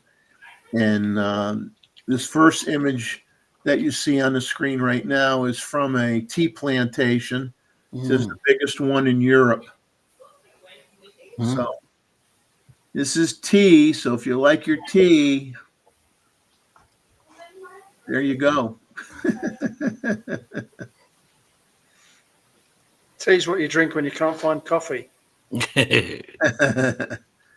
Well, I'll tell you, I personally, I've never been a coffee drinker, but I will drink tea because, you can obviously, not that you don't have different flavors of coffee, but you obviously have a lot of different types of tea to choose from. Let me find his next image.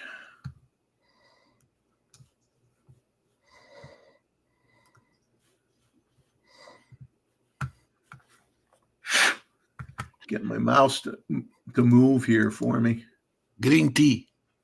I like green tea very much. Green tea is very healthy for you. Yeah. Um, Well, it looks like a wonderful photo, well framed. I like the branch in top of the tree, in top of the frame, framing the scene there. so this is his next shot. This is he says this shows a section of the northeast side of the island. Hmm.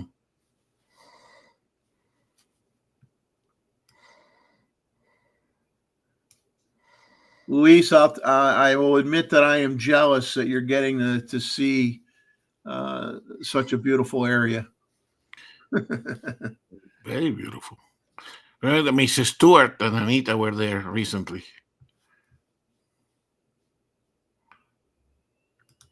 So let me got two more to show you that he sent. He sent me 4 images.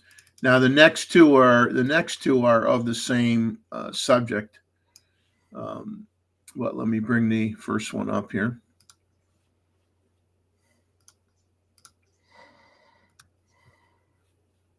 Oh, beautiful bird. Beautiful. Okay, so this image and the one that'll come after this show an old crater lake called Lagoa del Fogo. Hopefully, I'm pronouncing it somewhat correctly. And but yeah, he's getting some now. I like on this one now. He took two, like I said, 2 shots of this.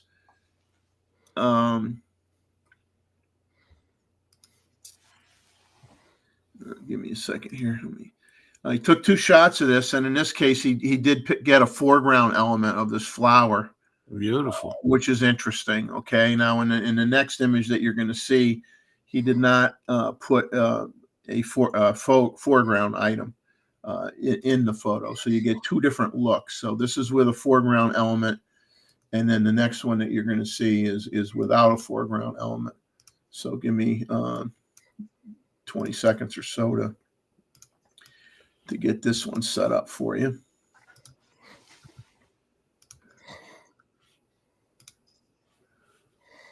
Yeah, that's beautiful.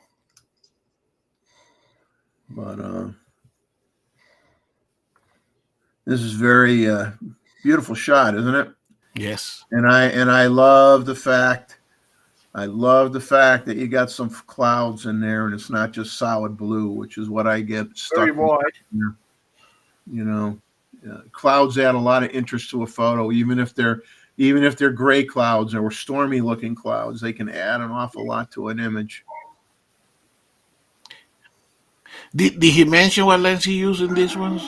No, he didn't give me any lens or setting information. That's Just very, very wide.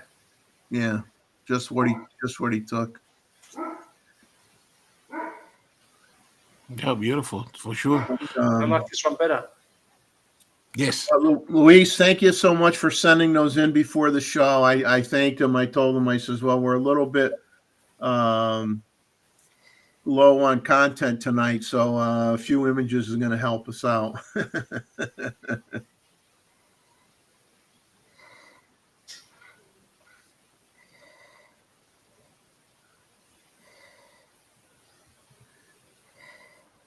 But let's see what else we got.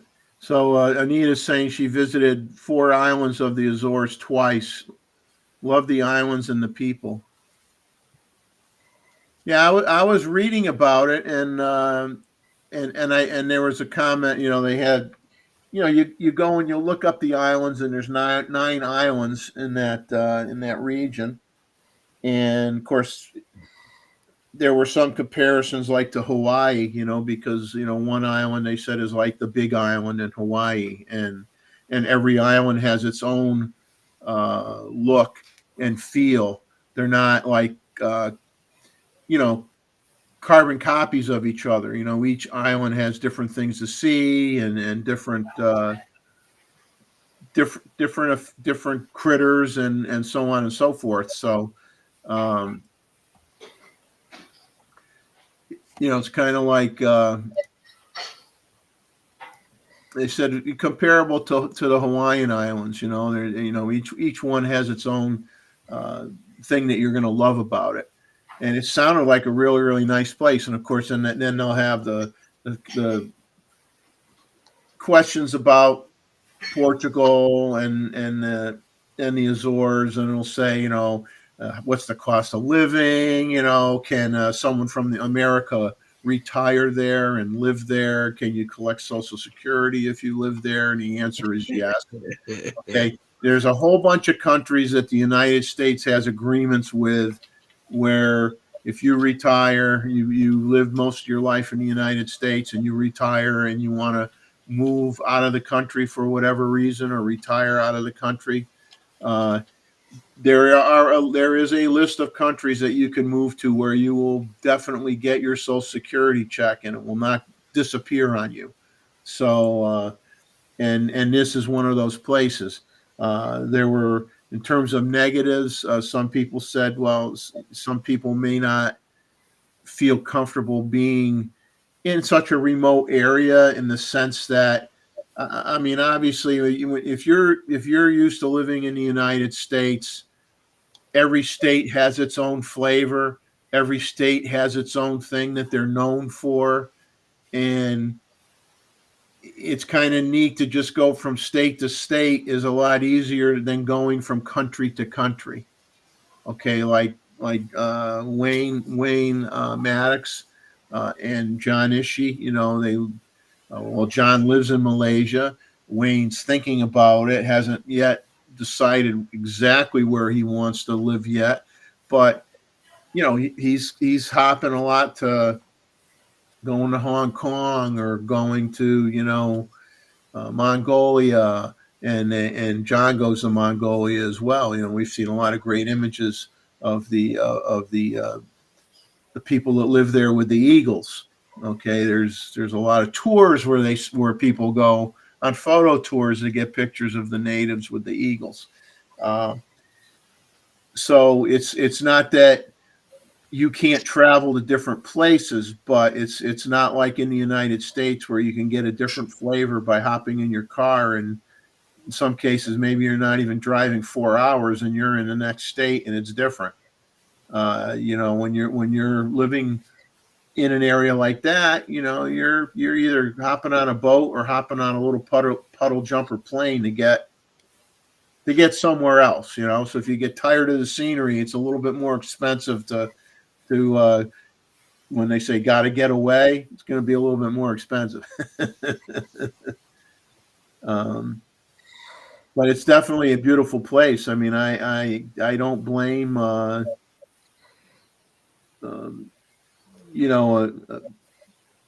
Anita, David and Anita going there to check it out. I mean, they had a great time, and obviously Luis, I'm sure, has been there multiple times. And now, isn't he a Portuguese native, Gustavo?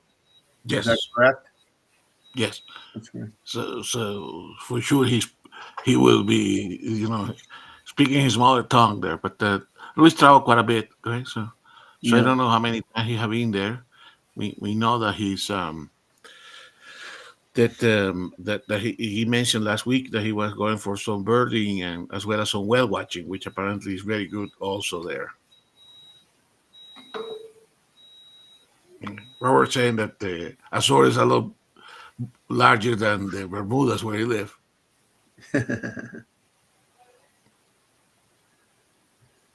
Less tropical, Robert. Now, the only thing that I heard is that obviously they are in an area where they are susceptible, and I'm not going to be like a news magazine and overstate it, which most would. Is, I mean, they do get earthquakes. Well, because it's volcanic, correct? Right. So They're in an area where you're more likely to get an earthquake. And it doesn't mean like, oh, once a month you get one. Okay. No. It could be a larger one, might be one every 50 years or something. It's not like, oh, every year, everybody's house collapses. It's nothing like that. But they are in an area where, the risk is a little higher to have one. But then again, you get earthquakes in California too, right? So, I mean, Every place has their certain parts of New England. They've had horrific floods in Vermont and New Hampshire. Connecticut, we've had earthquakes. When I lived in Connecticut, we had earthquakes in Connecticut. We had Robert would testify to this. We had a tornado one time right in front of the company we worked at. It was plucking out how it was jumping from one street to the next, and it was like every other house was going zing, zing, zing, zing, zing, and plucking off houses. And it actually, we had a Bradley Airport, Bradley Air Museum, and that museum got severely damaged, and a lot of aircraft in the museum got damaged, and it took a long, long time for those airplanes to get restored back to the condition they were in, and then they, moved it to a different location. Relatively close, but to a different location. So every place you live has something, fire, prone to fires, mudslides, landslides. Now, the good thing about the Azores and the Canary Islands, which is that because of the location in the Atlantic Ocean, they don't get hurricanes. Right? They are, in the case of the Canary Islands, they are close to where the hurricane developed, but the Azores is a little bit further north. So, but the hurricanes move from the east to the west, right? Starting in the tropical region there, coming out of Africa. Yeah. So anyway, so so no, as far as I like to hear more. It looks like a fun place to visit. I understand the whale watching is very good, and we have seen the photo from Anita and David. They have a great time. I was wondering, Anita and David, whether Luis will ride one of those slates, down that you guys photograph. Yeah, Robert's commenting on that he was in college at the time, coming back one weekend and looking at what was left of some of the planes. It was really, really bad. It was really bad. But every place has its, and as things go on, obviously, not to get political, but there's no doubt weather patterns have changed, and storm intensity has gotten worse. And so it's like try to find a place on the map where you can go where you don't have to worry about anything. I don't know if there is such a place anymore. And Luke's saying they had a earthquake north of Sydney 2 days ago and an aftershock yesterday, 4.7. Wow, an aftershock of 4.7 is pretty bad. That's pretty bad. We have them here, but you barely notice them. Yeah. You are in a continent that is not very geologically active, Mr. There's Roy. no fault lines going through Australia. No, so all continent that. We gave them to New Zealand and New Guinea. Yeah, New Zealand is. Yeah, New Zealand is, and I presume also in a little bit in Tasmania as well, correct? Which is Australia, but not so much in the main continent of Australia. Yeah, you just have every critter that can kill you. That's a misnomer. Only 20 of the 25 deadliest snakes are in Australia. Yes. Yeah, I'm not saying that I want them here where I am. Although we do have poisonous snakes here too. It makes life interesting. Mozman's saying that well, he obviously Tim lives in California. He says they have 4.7 quakes for breakfast here where he is. Yeah. Exactly. Yeah. Rakesh just popped in, so hello to Rakesh. What I thought I would do, just because, hey, we're almost into we're going to be in September pretty soon. We're getting close to Christmas time. So people are going to be thinking about potentially gifts maybe for their children, their older children who might be into photography. Maybe they have one of the cheaper cameras now for that don't have either an optical or an EVF on it. They're just using that. They just have the flip screen in the back.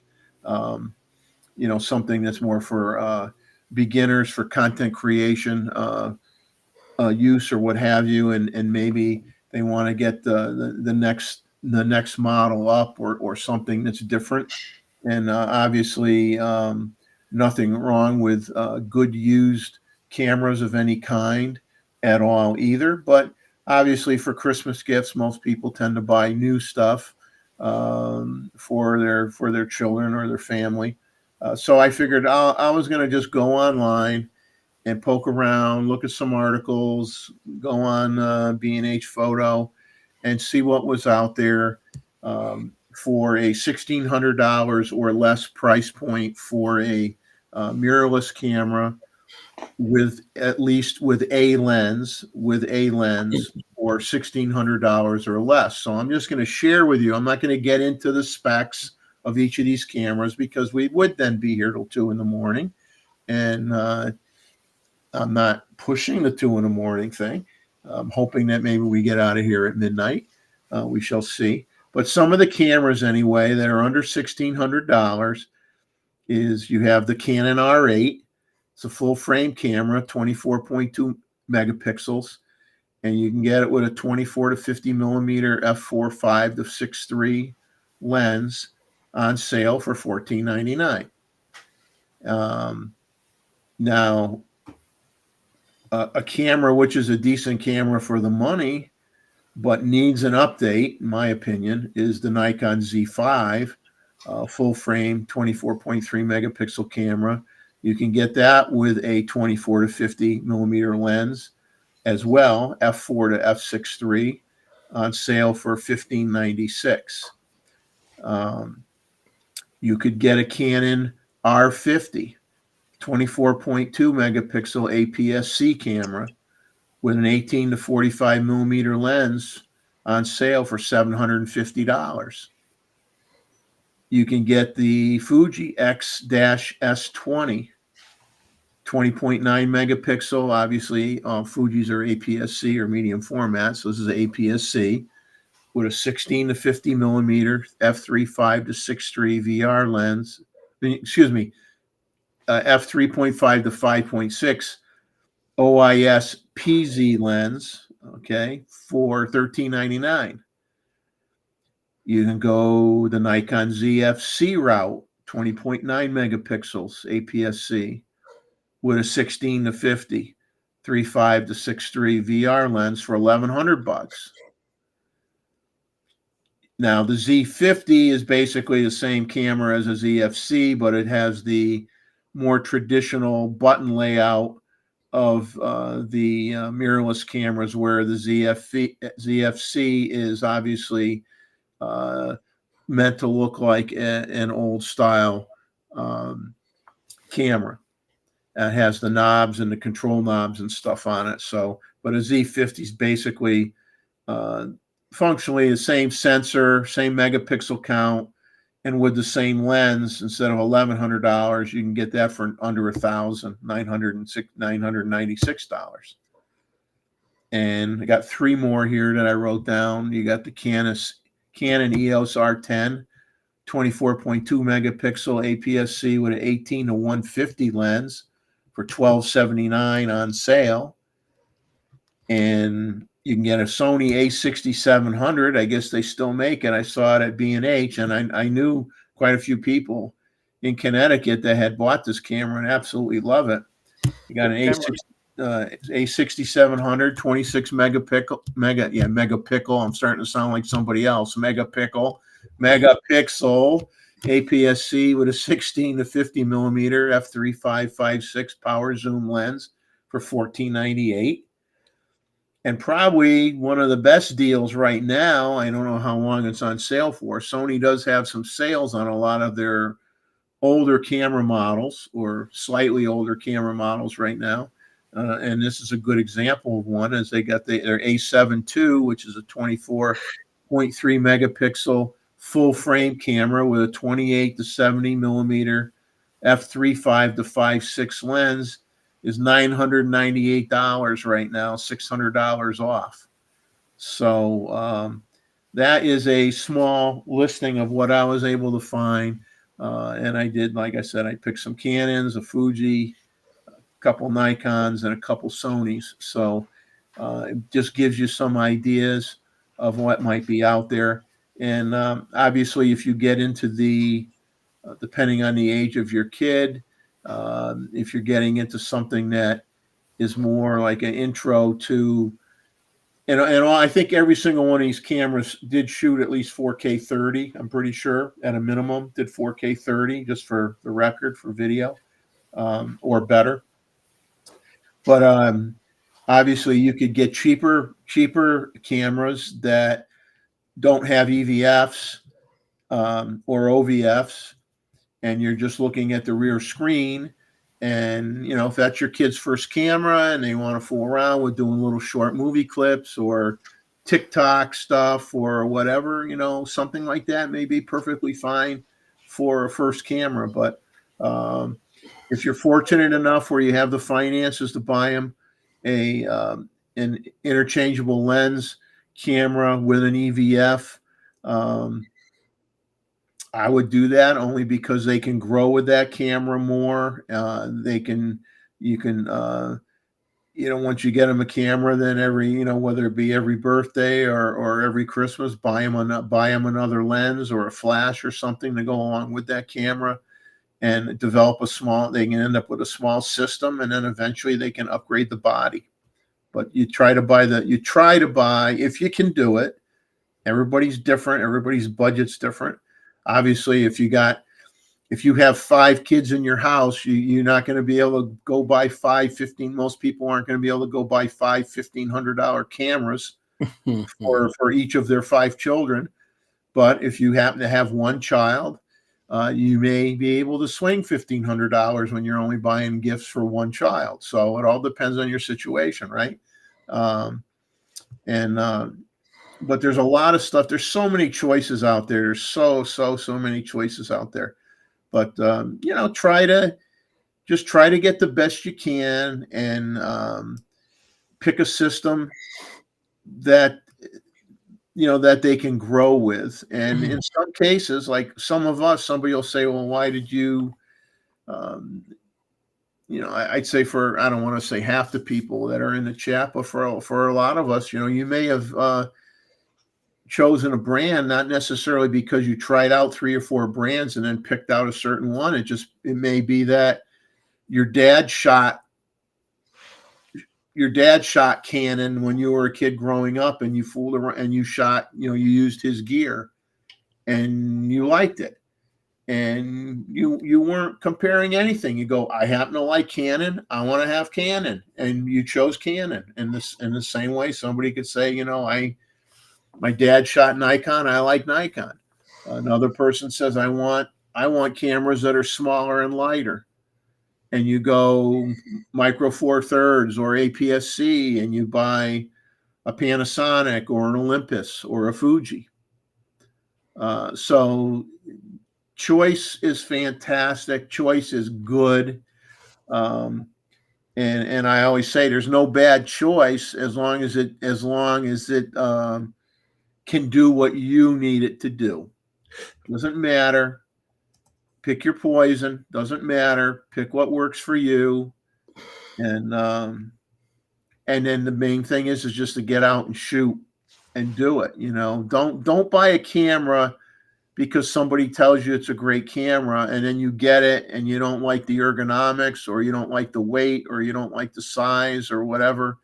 Go somewhere. If you don't have an experience with really having any camera ever, and you have friends that have different cameras, say, can I come over and use your camera for an hour in your backyard, and get the feel for different camera bodies and decide which one feels good for you. Because you get the wrong one, and you know what? I'll tell you what's going to happen, and I will be right. If you get one that is not the buttons that you want to use most often are too far away from your fingers, or in a weird spot, or the grip isn't good enough, that camera is going to sit on the shelf and you're not going to use it. That's what's going to happen with that camera.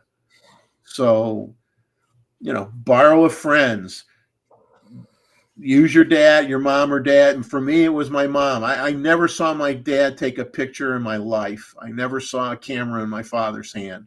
My mom was the one that had the camera. My mom was the one that had the old 8mm Kodak movie cameras and filming the family, and she was the only one in the family that did it. I mean, all my mom's brothers and sisters probably wouldn't have any pictures of their kids if it wasn't for my mom.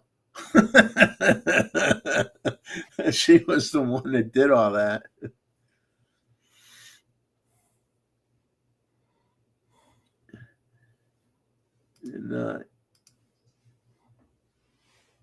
And Fell saying he doesn't care if Canon and Sony have slightly better AF. To me, Nikon's AF is great, as well as its image quality and lenses. I'm happy with Nikon. No one's going to influence me to switch.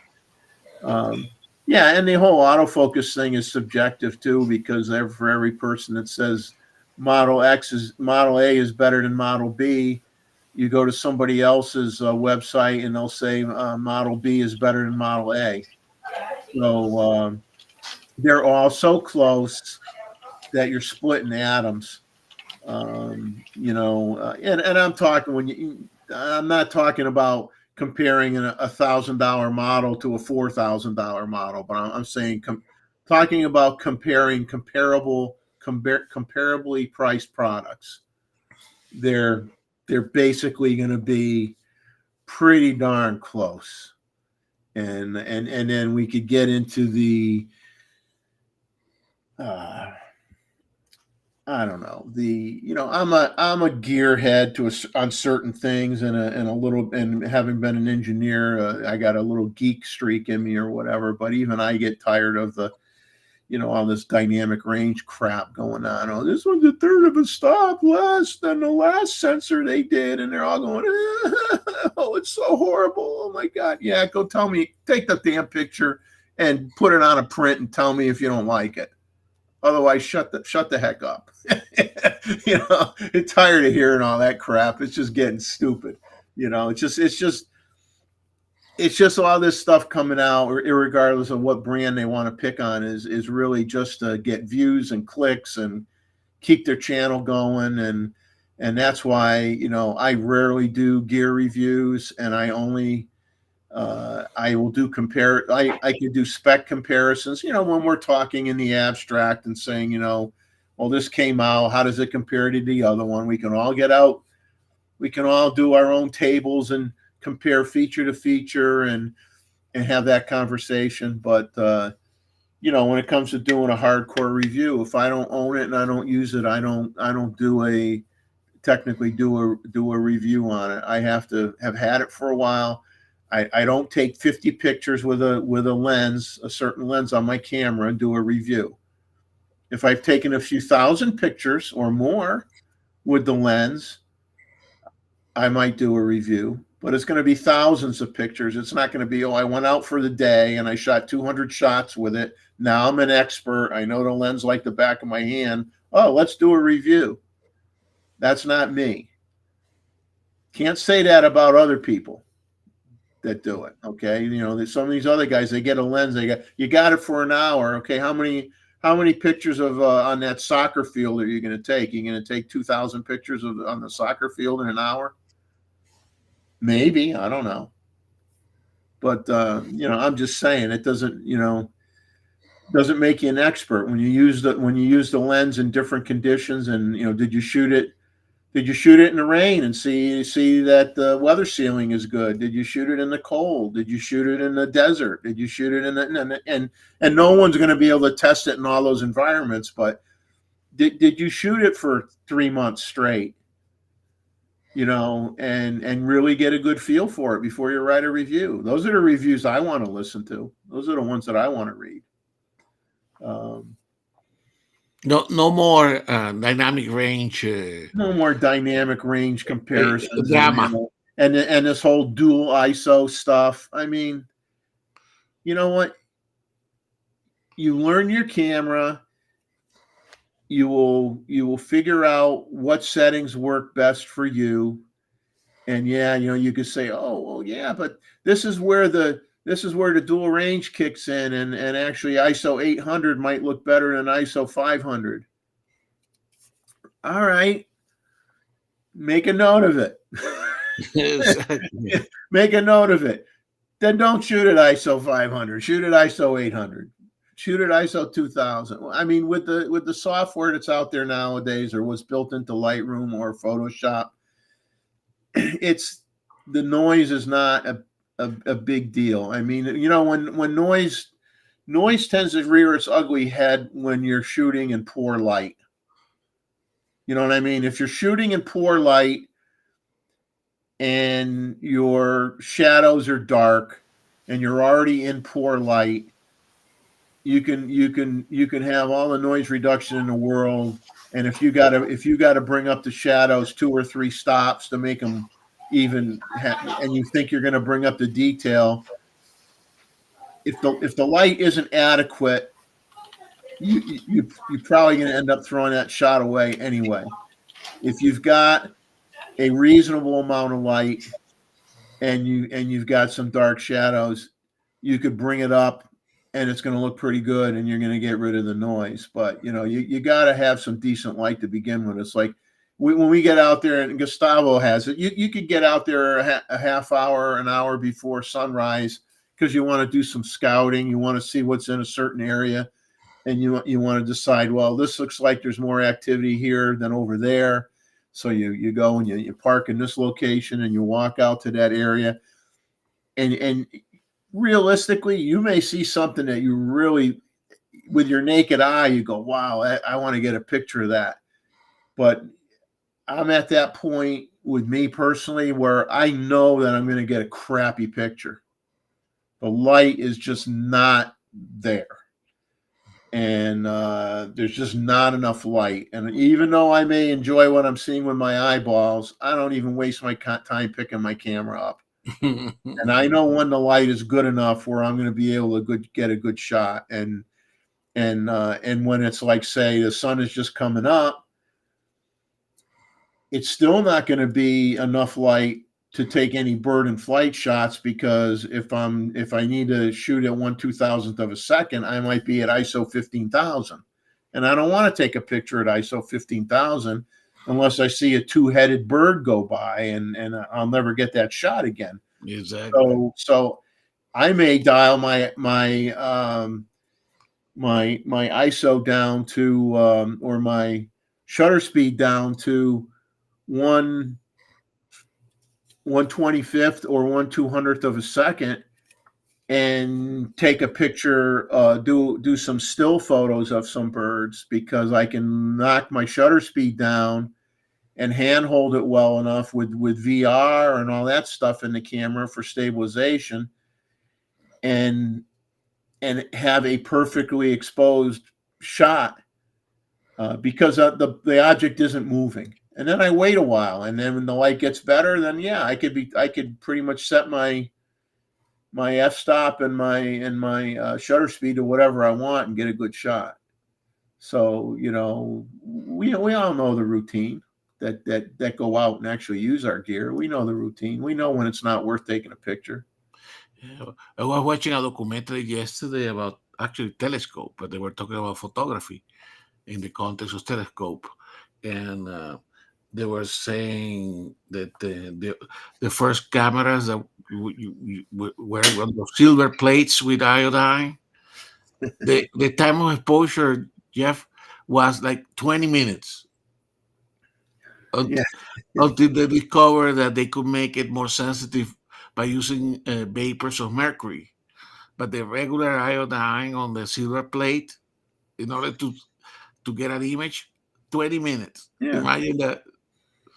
So you're doing a portrait session, and you get the family, and you say, "Look real comfortable now. Get real comfortable because you're going to be like just looking straight ahead, and don't smile because you won't be able to hold the smile for 20 minutes." So everybody's just like stone faced, like they just murdered their neighbor, right? Everybody has that look like they're all murderers, or like. Well, and that's why they always are, leaning on a stool or something because they had to stand there for a long time. But then when they discover they can use uh, uh, the vapors of mercury to make the iodine solution more sensitive, right? Then then it went from 20 minutes to 2 or 3 minutes exposure. Yeah. Well, I think back then too. I think probably the biggest thing, the biggest And that benefit. was discovered by chance, correct? Because he basically what is the daguerreotype, the person that invented that gave the name to the system, basically discovered it just by chance because he took some long exposures and then some mercury got spilled where he was storing the plates. Eh? Well, a big jump in technology, or something that made it much easier for people that were trying to make a living taking family portraits back in the early 1900s or whatever, was when the dry plate technology came out. Because with the dry Exactly. plate, they didn't have to have a chemistry set with them. They Exactly. could they could they could take they could take the dry plates, expose them, put them in a dark room bag or whatever, or in a closed case, and develop them later on. They didn't have to develop everything within so many minutes of taking the picture that they had to do in the early days. So they finally didn't have to tote around with them like a developing chemistry set with them wherever they went. So Exactly. that was a huge improvement for them. Well, and the silver plates, they needed to polish them, correct? Before, when they moved to glass, they avoided the having to polish every time. They just need to get, they had to spend like 20 minutes before just making sure that that silver surface was completely polished. Amazing. But they did it, correct? Yeah, Before that, I give them credit. I mean, because in the early days, I mean, it was dangerous to be a photographer. well, It really working with was. mercury. You had explosions, you had exposure to chemicals, you had all sorts of things that could happen to you. I mean, I don't know. I should look up someday. I don't know what they charged for a session. That would be interesting to find out. It'd probably be something crazy like, oh yeah, for a nickel you got so many pictures. I don't know. It's probably super super super super cheap. Val's talking about where he is. Soon he's going to have to cope with cold weather. Won't be able to go out as much. Roy, it's probably the opposite where he is. Yeah, we're heading to autumn here in the USA. Yeah, so, but this is when I wished I was back in New England again to get the fall foliage shots, because I love fall foliage shots. But um, I don't. Where I am, everything is well. One, they're overbuilding, so all the trees are getting cut down anyway, and then the ones that we do have are pine trees. So we really don't have very many trees that have leaves that change color where I am. So I do miss that quite a bit. I mean, nothing like driving up through the trails in Massachusetts or Vermont and New Hampshire, and getting those beautiful autumn shots with the fall foliage. I mean, it's fantastic. Definitely miss that quite a bit. So it looks like Roy has something for us on story as well, Jeff. Roy, we can't hear you. No, On mute, Roy.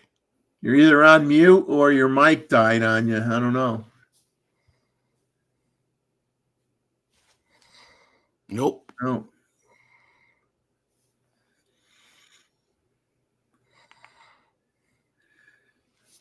We apologize for the technical difficulties. In Australia. In Australia, yes.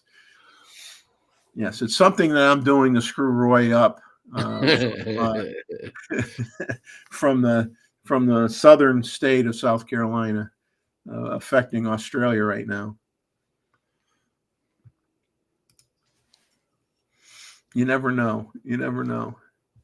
Yeah, but so your wooden camera, Yeah, that took a glass plate, or they took a that took a glass plate. That was that would have worked with either wet plate or dry plate. But it was at the it was because that was in the late 1800s. 1800s. Any so better? Roy. Yes, we can hear Yes, you we now. can hear you. We can Oh, hear good. you. We can hear you throwing stuff at your computer. Oh, that's coming Exactly. next.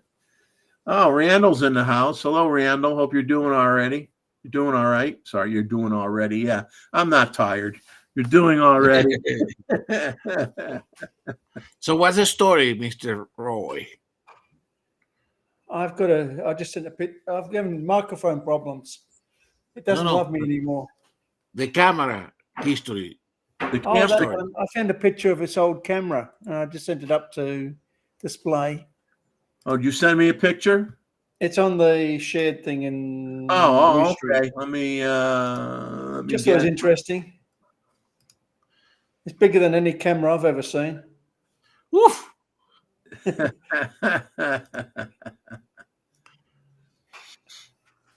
That's a camera and a Wow. half. You need But it like was a Including real the camera. lens. you A need real three guys. camera, Roy. You need three guys to turn a knob. Yeah. Don't know why they've got on ladders. It was in Germany. Yeah. Just thought it was interesting for Jeff's old camera show. Yeah. Think I could buy one of those for my collection? I'd have to add another floor on my house, though. Use it as a room. Yeah. Open up the back and make a bed out of it for the kids to sleep in or something. That's crazy. Although I think the sensor of one of the newest cameras in telescope cameras is as big as the would be the plate for this camera. So they are. Jeff and Leslie are taking off. So good night to you guys. See you guys.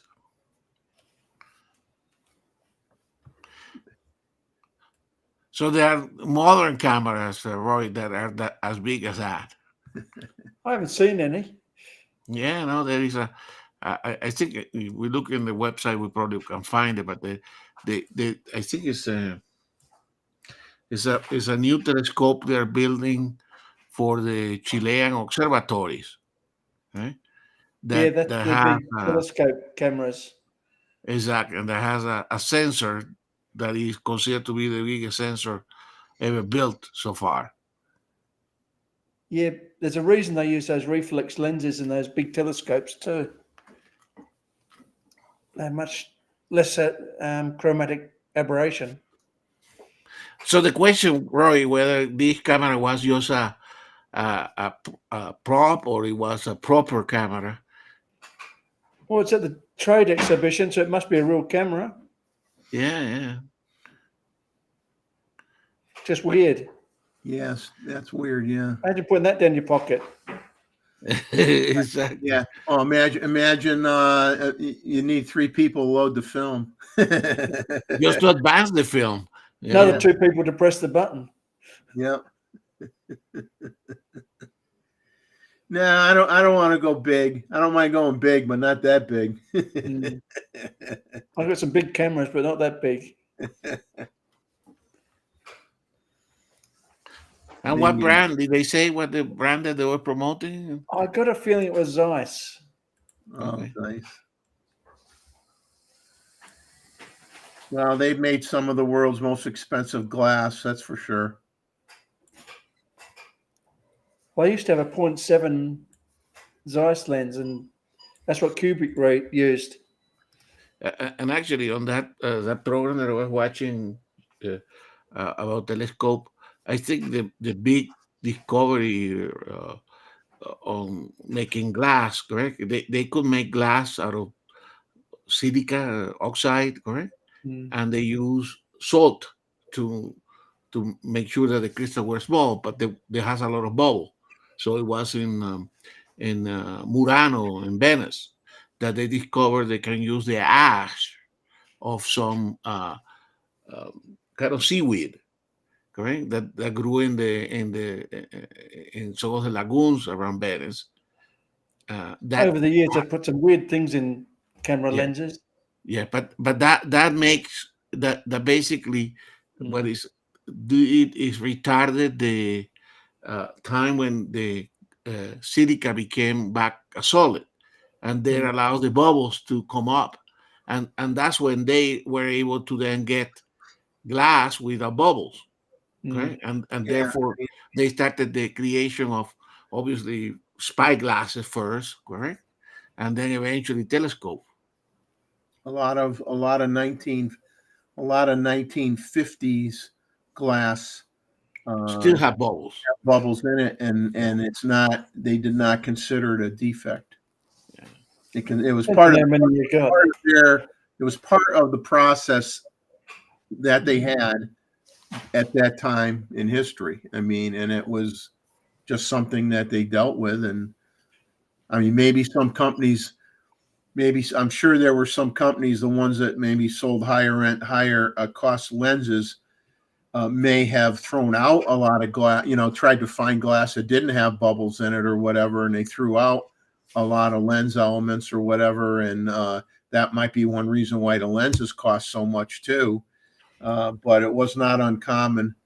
I have some 50s lenses that have bubbles in them. Mm. Yeah. But And thorium. obviously without that special uh, ash from that weed, it basically was useless. Correct. The what surprised me, and that would be interesting research. I know Martin from Germany. He has seen some of the collection. The Romans did a lot of glass. Correct. I mean, there is a museum that I remember visiting multiple times in Cologne. But I not mean, clear glass.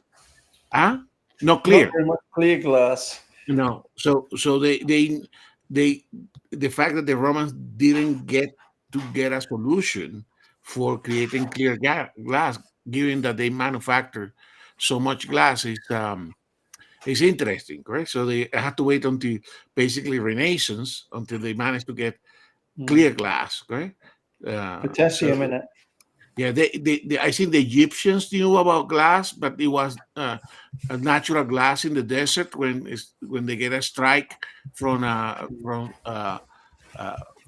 lightning. Sometimes you create small pieces of glass, so they knew that the glass has certain properties that allows to look through it and use it like a magnifying glass, correct?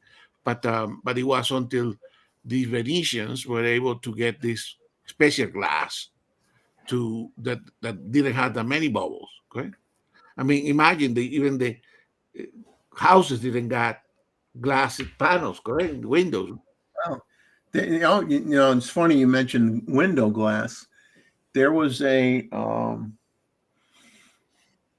boy, I'm not going to remember the name of it. I should try to. Well, I'm not sure if I have these pictures. If they were, no, I think I'd have to dig for them. They were digital files with my digital SLR. But there was actually a little town in Connecticut that the town was created by a very wealthy man, Mm. and he owned all the land. I mean, it wasn't like a huge town, but it was a small town tucked away, in Connecticut. And he, he had a general store. There's a church there.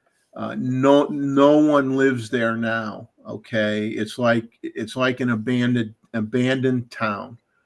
Old Mm. storefront, some old storefronts, old general store, old church. and I got some pictures in there, which is a little difficult because the police. It was, I guess, the whole area is like considered private property or whatever, even though it was like a town. But people would drive occasionally. People would drive through it. I found it by accident, and I thought it was like fantastic. I mean, it actually had an old paddle wheel boat in a body of water that's just been sitting there like forever, and got pictures of that, and really, really, really cool. And I guess at one time, um, let's say this was like a little town within a town type of deal. The They were talking about refurbishing it and making it a historical area, and then opening it up to the public, and it never happened. But I did get some pictures in there. But stuff like that is really, really, really cool when you accidentally stumble across something like that. That gets you excited. So what is the connection with the windows and the? Oh, the windows. Oh, yeah. The buildings were so old. They were obviously probably buildings from the early 1900s or 1800s. I took a picture of a window, the glass on a window, and it was all distorted and wavy. Oh yeah. That's what they had in those days, and they could only the size of it, smaller than A4. It's the biggest they could make, and they're all covered in waves. Yeah. Yeah. So it was really cool because I had like a reflection of, let's say, trees or something in the window, and everything was all wavy and distorted because that's how the glass was in the window. So even though it's just a picture of a window on an old house, it made an interesting picture. So that's what the old houses and cabin, when they have a window, it's a tiny window like this, correct? Because the glass was extremely expensive, right? And very rare. The reason why they have all this waving is because, of course, it was very difficult controlling the cooling down process, correct? To create them uniform. Well, they used to make it in a tube and flatten it out. Yes. Until they poured glass on top of mercury to get flat surface. That's all you could do. Yeah. But yeah, there's a lot of interesting things out there, and it's like in Texas and in California, you've got those abandoned old towns that you could go to. That Jim shared pictures of it. Real Nikon lover shared pictures of one of those abandoned towns with the saloon or whatever, and those are so cool. Those are so neat. A few more. Don't have a lot more here. A few more rumors, things, and then I think we'll probably call it quits at midnight tonight, unless we have a lot of questions that come out here. These on Sony rumors site, they're supposedly coming out with a 85 millimeter GM version 2 lens coming out on August 28th. And they said a new camera was registered on June 4th, so it's anticipated it'll show up in the September-October timeframe. So there may be a new Sony camera coming out in the next month or two. This was kind of weird. They were showing some lenses. They call them Polar Pro. They're introducing a series of pinhole camera lenses. I don't really see where they're going to sell too many of those. They're pinhole camera lenses called Light Leak is the name brand for these lenses. They're going to have 3 variations: a 16 millimeter lens, a 28 millimeter lens, and a 50 millimeter lens. And they're all going to be at a fixed f11 aperture. Well, because they're pinhole cameras. Lens caps with a hole in them and a little bit of glass. Yeah, a little bit of glass on the front and a hole. And that's that. I don't know what the prices are going to be. I don't care. I'm not buying them. Sony just announced, if you go on B&H Photo, they got the full specs on it. Sony announced 2 new, what they're calling AI-powered camcorders, a PXW-Z200 and the HXR-NX800. So they have, you could check out the specs at B&H Photo or other retailers that sell Sony products, and they'll have the full specs for those camcorders. Other than that, there wasn't much else going on with Sony. Fuji rumors, they threw a little shade at Sony in an article that they had titled "What's Hiding Behind Fujifilm's Minor Bug Fixes." And this was an interesting article to read, whether you own a Fuji camera or not, because every camera manufacturer does firmware upgrades, and lots of times when in the description they'll just say it fixed minor bug fixes. That was the purpose of the firmware update. So in this article, they talk about whether you should wait a bit before updating your firmware or not. The answer is yes. They're saying the answer is yes, but not to wait too long, because sometimes what a camera manufacturer, and of course they're referring to Fuji in this case, but I'm sure it's everybody. They're saying sometimes what the company is defining in their mind as a minor bug fix, it may not really be for something minor. It might be something that for some people is a big deal. So you may not want to wait too long. You might want to wait a week or two, so that if there's anything obvious that got screwed up with a firmware update, you've waited long enough to not load it on your camera. But don't wait for months. And they said at the end of the article, here's where they threw some shade at Sony, which was kind of surprising. And this falls back to a story I talked about last week. And they said, and in any case, remember, and this is not me saying it, this is right out of the article, so don't shoot the messenger. It says, and in any case, remember, if for some reason a firmware would break certain features of your camera, Fujifilm will release a free follow-up firmware fix and don't charge you $700 plus like Sony. That's good, isn't it? So they threw some shade at Sony, and that's in reference to what I talked about last week, where I think it was an FX3 model camera that somebody bought used, and they upgraded from firmware version 2 to firmware version 5, and it basically made their camera inoperable. And Sony said, you got to send it in for repair, and the minimum cost is going to be, with shipping, is going to be like $700. It could end up being very Sony more. So they threw some shade at Sony. I made my comments about the situation last week, so I'm not going to add any more fuel to the fire. But I just said, these camera companies have to take care of their customers. If you don't care about your customers, guess what? Your customers will go to somebody else. I mean, that's just the way it is. It doesn't matter whether it's a camera company or a car company. If you have a problem with your car, you did nothing wrong, and your dealer does one of these, guess what? Are you going to go buy that brand car again? No, you're probably going to go to somebody else the next time. Now, Fujifilm they're launching a Mac/PC driver so that you can do direct printing from your computer to what they call an Instax link-wide printer. So in the past, you could only print to this printer via a smartphone app. So as of August 14th, you have a driver available for Windows operating systems, so that you could take any image on your computer and print it through your computer to an Instax link-wide printer.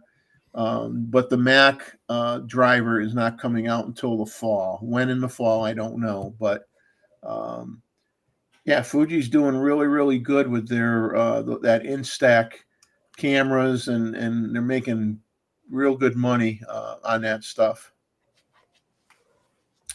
So that's really it for the rumors. It wasn't really a heck of a lot. I'm going to put up a reminder here, since we are later in the show, for the photo review, as another reminder of the photo review. We got basically 2 weeks. We've got 39 images as of 10 minutes before showtime, when I when I got Roy's email giving me 4 more pictures for the show. So we got 39 instead of 35. But we got 2 more weeks. So let's try to get it back up to our respectable, 80 images would be nice. I know that may seem weird that I want 80 images to deal with, but I don't mind. I mean, it's my favorite show of the month, and I think it's most people's favorite show of the month. So let's share our work and share what we like to do, and we always have a great time. We always have a great time with that. The now I think I asked you this question last week, Roy. Is what they made back in the day for instant print backs for Raleighs or Hasselblads or other medium format cameras. There's no film left for those anymore, No, right? they used to make You had FP, you had always FP 100. You had some old film laying around, you said still? I got a box full in the fridge, but I'm frightened to use it because it's not replaceable. Yeah. Used to get big 8x10 for the big view cameras as well. Used to be a lot of instant film around. It wasn't particularly good image quality, but it was fun. It gave you a rough idea what you're going to get. Now back in that time frame when that was popular, let's say 50s or 60s, how much did that stuff cost? I mean, I can't remember. How much went into a film back? How many images? How many prints? You remember? I think about 10. Okay. It just peeled out like the instant cameras do. Okay. But it was just fun to have some idea of what you're going to take, because if you're shooting film, you don't know what you're going to get. You might make a big boo-boo and you don't know it. Well, was it good to just to see if you're, in your case for what you did, it was good for you to check out your lighting setup? Yeah, it's good enough to check your lighting, whether everything's in focus that you want in focus. But the contrast was too much and it was never sharp, and it wasn't image quality you'd ever give to anyone. Yeah, and there is something, I don't know if it happened to you guys, but even if you are a very careful photographer and you're looking around the frame, sometimes you only see, oh, there is this thing here in the photo until you see it printed, correct? And that's probably the Polaroids. Yeah, I remember hearing one of those B&H events where Franz Lanting was talking about him when he was working for National Geographic. Remember, this is photographing wildlife, correct, and exotic places. That he used to have some Polaroid back, correct? So he would take some Polaroids and send it back to the editors of National Geographic when he was in assignment, so that they could see what was the kind of things that were going to come when he finished the assignment. They say to Madagascar or an exotic place, correct? So they will mail back some of those Polaroids just to show them what they were shooting. Yeah, I mean, another thing that people tend to not think about anymore, I mean, we just don't think about it anymore, but you really should think about it to a certain extent, is your viewfinder magnification is because that was horrible. because everybody looks through their camera now and they think, okay, what I'm seeing is what I'm going to get, and that's not true, because you're not going to have a viewfinder that's showing you 100% of the image unless you work with a very expensive camera. Like one of the advantage from the F3 HP, correct, compared with, let's say, the F100 or the A90, even later, correct, was because inevitably, you will take your photos with those other cameras that cover, I think it's 75%, 80%. And then you will find half a person in. Yeah. So even today, you got 95%, you got 93%. Normally in the 90s, okay, in the 90s nowadays, but you could end up with something, and you'll see it. Obviously, you'll see it when you bring it into Photoshop or Lightroom. You're going to see the whole And thing. now it's very easy to crop, correct? And you're going to say, "Oh, I didn't see this. I got to crop it now." And you were like, "I thought it looked good when I took it," but you're not seeing the whole thing. And certainly for slides and all that kind of stuff. When you print couldn't it, get away with it with slides or film. yeah, with film you could get away with it, but with slides in particular, when you can your box of slides back. I remember having to put a little bit of strip of black tape. Sometimes if you have something to cover at the margins. Ah, come on, and we had to use all the. Roy, you did some of those tricks, correct? Yes, Exactly. It was inevitable.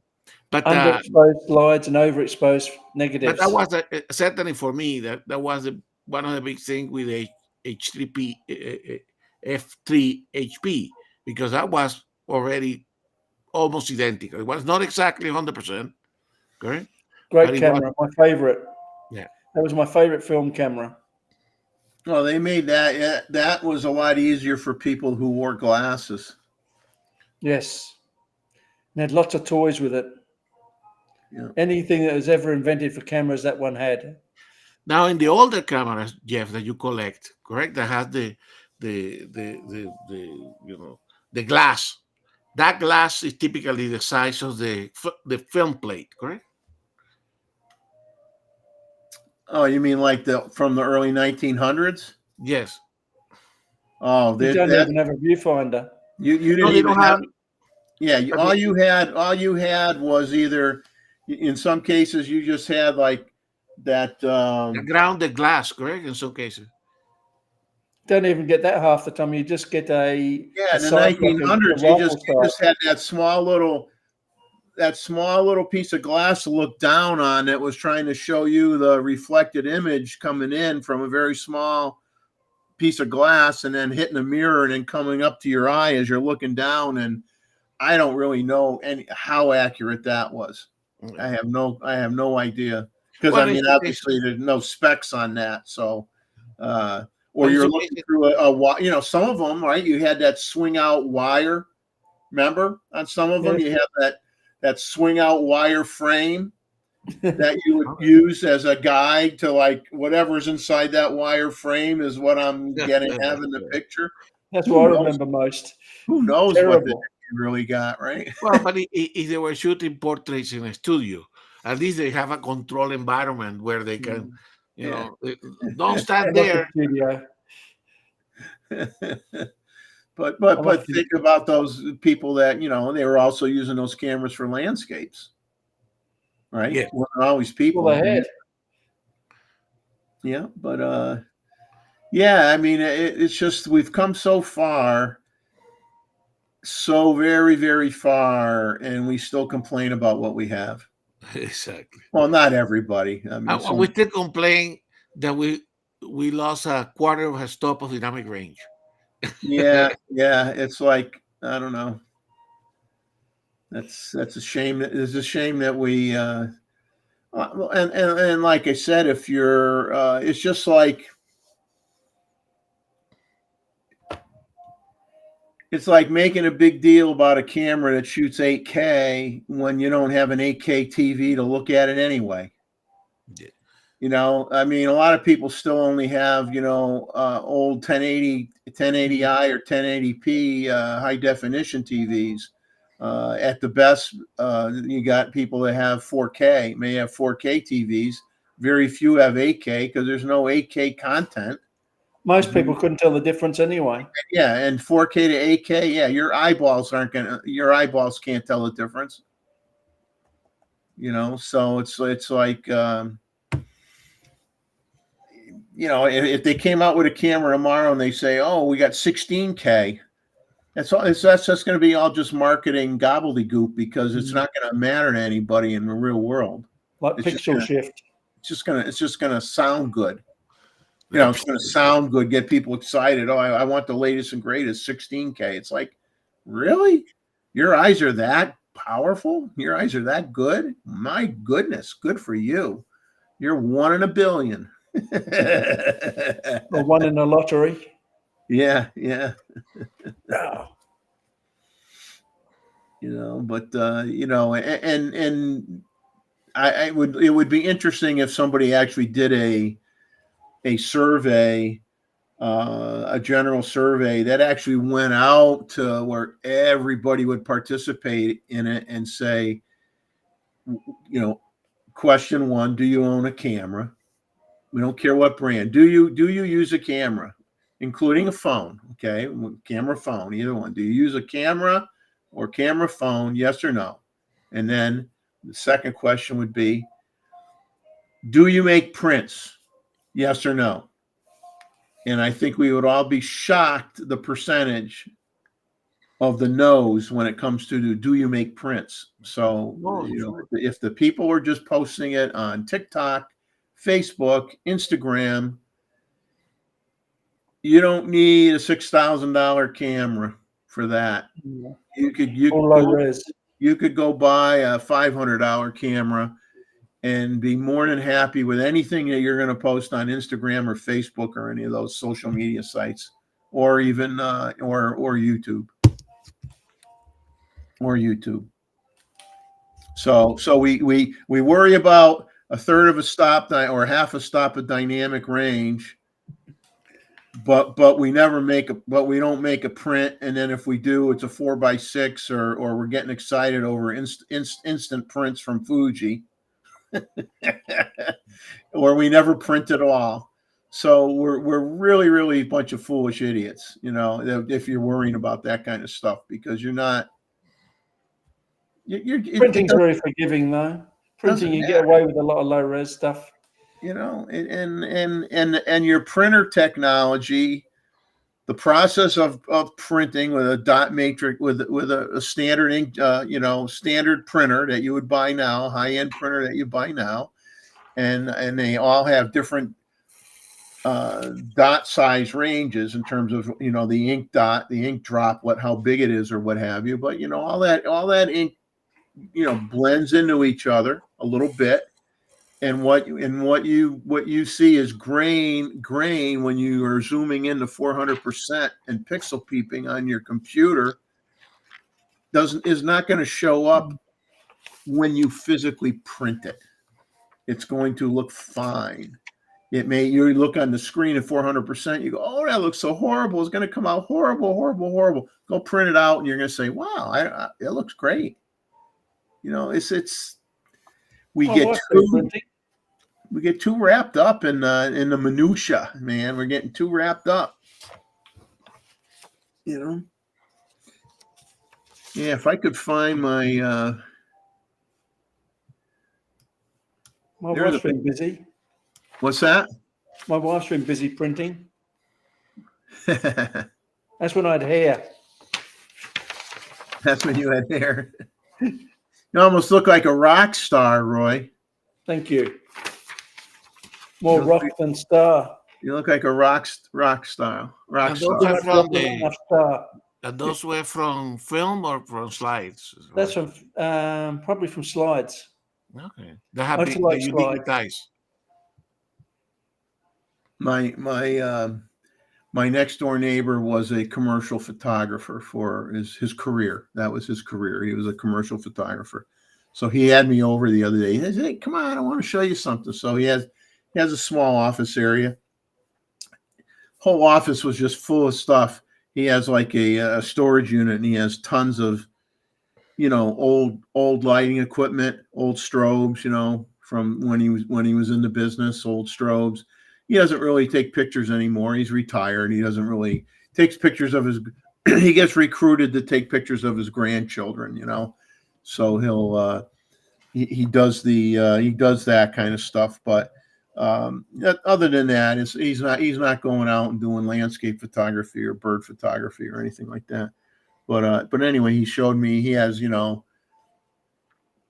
thousands and thousands and thousands of slides from his career and projects he worked on, and so he's in the process of going through every single slide, and he has his light panel set up on a desk, and looking at all the slides and picking out which ones he wants to keep. And then he has a copy stand set up, and he's got his camera on there with a macro lens, and he's digitizing the negatives or whatever, and then bringing it into his software and doing what he's got to do. And he says, this setup is going to be in here for a long, long time. Yeah, I know that. I got to up to 5,000 of mine, then I gave up. Yeah. It's just too much work. Yeah, I have one of those. I don't even remember the model, but I still have it, and it should be in working order. I understand they are difficult to find nowadays. Those Nikon scanners, right? ES2 or the scanner. The proper scanner. Oh yeah, they're expensive too. Yeah, I remember I bought that many years ago. I know, for instance, in Grace of Westminster, that Con sometimes mentioned those scanners that they still apparently work, correct? I just bought a scanner. Okay. I just bought a scanner. Let me get the model. Give me a second. But Roy, show that picture. Show that picture. So who took that picture? So this is you Probably and me. Stella Probably me with a tripod. with a remote, Yeah. a timer.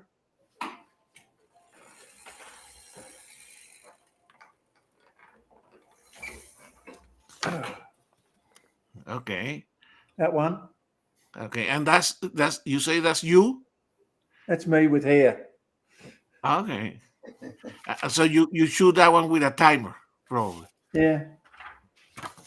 Bit closer. Okay. So that's Mr. Roy. What year? Probably mid-70s. Wow. The Wonderful. wife's just been printing. She's found all the photographs. Oh, on the, those are fantastic photos, Roy. thank you. Memories. They look great. And prove to some people that one time we were better looking than now. Yeah, exactly. Yeah, That's I probably the don't. reason behind it. I don't think I'm going to be bragging and saying, "Oh, I look so much better than I did when I was 20." Exactly. So what is the scanner model that you bought? No, I bought a Epson V600 photo. They call it Epson V600. That's just a Reasonably flatbed, priced, isn't it? flatbed scanner. Yeah. Okay. Has the holder for the negative strips, whether you're shooting medium Never had a format. lot of luck with those. And it worked good. I mean, I used it for my medium format negatives. It does pretty good. But I made a cheat sheet up of what settings I want to use for different size to eventually say in my head, if I go, I want to make a print of this image and I want to do an 8x12, I have like a cheat sheet. You set the scanner for this setting, for this resolution, to give me a good 8x12 when I suck it into Lightroom. Okay, so I have like a little cheat sheet, and I don't use it a lot, but I'm kind of glad I have it. But it didn't cost me a lot, but there aren't a lot of them out there left. But it's fat. It was new. It wasn't used. It was new. But then I use it too. I use it as a scanner for documents too. So I use it for. I do mine. Yeah, it but can I don't be like used- doing film on No, mine the- because no. it's just not as good as using the camera. Yeah, I tell you in a second what the model that I have. I'm not going to take it out of the closet, but I can check.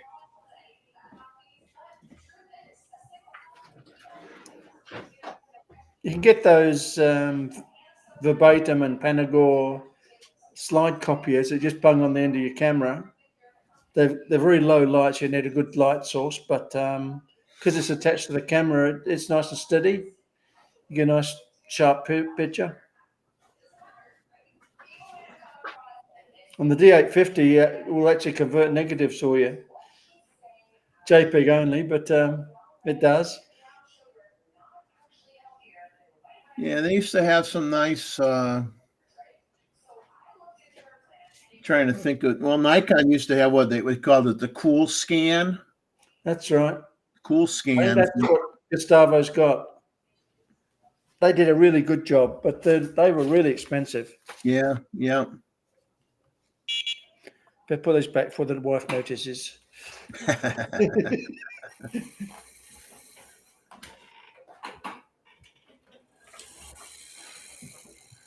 I'm just gonna see quick if I don't think I'm gonna find it. I'm like just gonna see if I So Roy, it was a Nikon Coolscan 5000. That's right. There's Yeah. also a 9000 I used as well, but they're so expensive. Yeah, so You I can't bought get that them. one. You They just don't can't make them get them anymore. But I understand from listening to Con that sometimes those scanners, which used to connect with USBs, they still work. Correct? You can still find them that. So I need to fire it up and see whether it works. I think the one I used many years ago was SCSI, which is a dead art.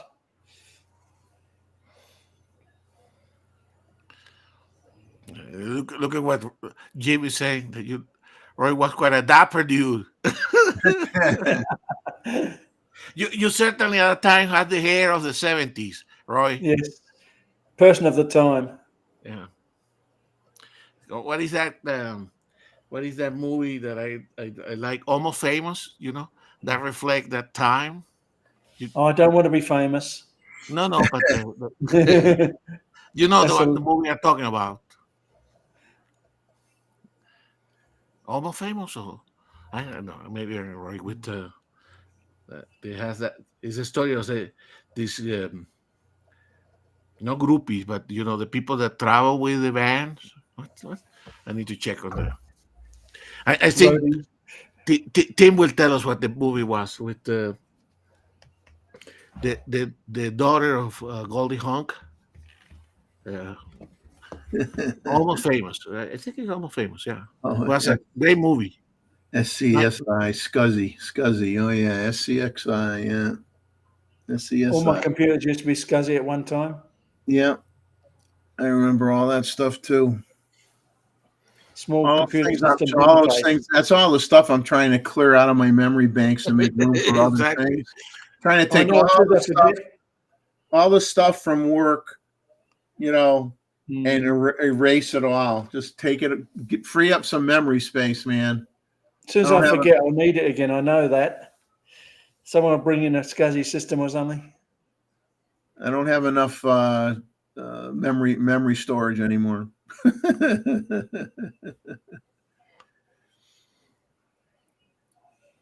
Well, yeah, I think we're definitely gonna call it a night at midnight tonight.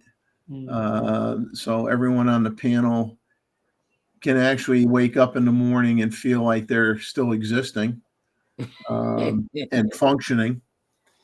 And like I said, the news is slow right now, and I have no problem doing longer shows, but we got to have a lot more content to do longer shows. And like I'm looking for people, like I said in the chat, if there's a subject that you want us to talk about, send me an email. You have my email. I'll put up my email. Let me find my email. Give me a second here to bring it up on the screen. So here's my email if you don't know what it is. So send me an email if there's a specific lens you want to talk about, or a specific type of lenses you want to talk about, or specific cameras you want to talk about, or techniques, or anything. And I can then converse via email to those that support me on the panel and say, here are the top 3 topics that people from the chat want us to talk about. How can we best answer these questions? Or Who could be answering the question? or who on the panel could put together a pitch and talk about it? Or do we each, just collect information, funnel it to me, and then I put together something, and then I go back and forth with the people on the panel. We iron it out, massage it, make it look good, and we do it on a show. So, but if I don't get any suggestions, I mean, there's only so much. There's only so much myself or the folks on the panel can do, and we're not primarily a gear talk channel where we're going to talk about every lens Nikon ever made or every camera body that Nikon's made. Or now for next week, because we've seen what we have seen in released camera bodies, let's say over the last couple years from Nikon, we have talked about what lenses we think, specialty lenses or say wide angle primes or whatever that Nikon that we think they should come out with. We've had that discussion in the last month. We've talked about that, gotten Roy's opinion on that. But we could maybe talk a little bit next week about, what do we think the next Nikon camera should be, because, some people are going to say, I want the D500. I want a D500. It won't be a D500 equivalent, but you know what I'm talking about. They want they want a APS-C Pro camera, a mirrorless camera. Yeah. So okay, do we think it's going to be that? Do we think it's going to be a Z9 2? Do we think it's going to be a Z52? Because I mean, there definitely is some room for improvement on some of the lower end camera bodies that some of the other brands might have a few advantages over Nikon on some of the lower priced bodies, and they really need to do a refresh on some of those. But what are we going to see? And of course, you're going to have a certain percentage of people that are praying and hoping that Nikon decides to get into the medium format market. I don't see that happening anytime soon, because you got to think now that Nikon, and there's already pictures out on a rumored Cine lens that they're not going to come out with medium format if they're going to be working on Cine lenses that go into red cameras. So, they only have so much manufacturing capability. They cannot do a million different things at once. So if they're going to do Cine lenses, let's hope they don't forget about some of the specialty lenses that we want to see still for the Z-mount system, and hope that they complete the package with the lenses. Do some Cine lenses to make those people happy, and support, a company that they now own. Smart business. They need to do it. They will do it.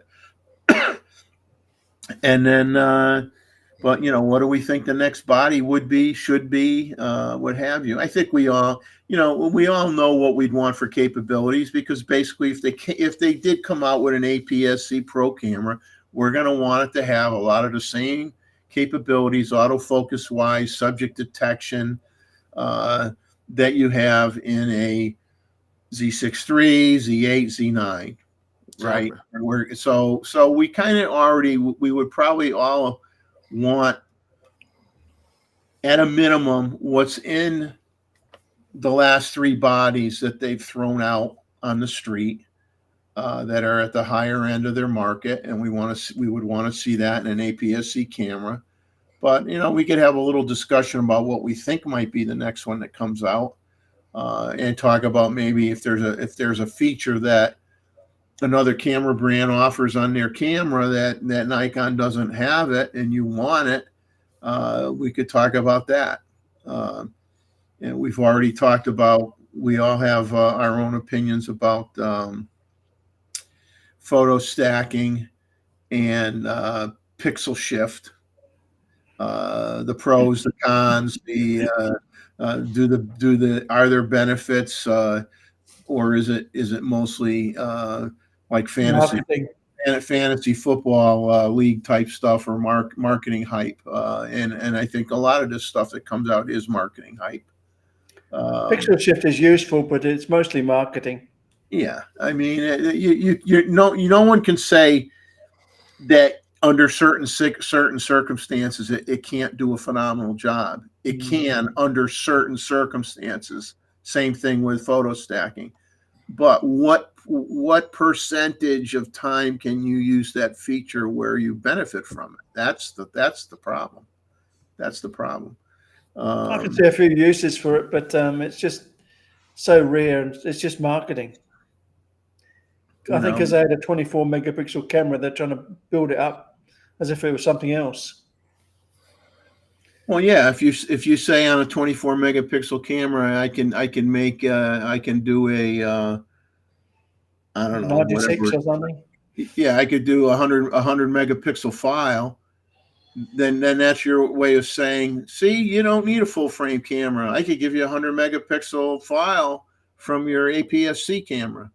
Like Roy says, it's all a marketing thing. That's what that is. It's all you're trying to take, and it's understandable. Okay, you're trying to take what some perceive as a weak point with that format and make it seem like it's not.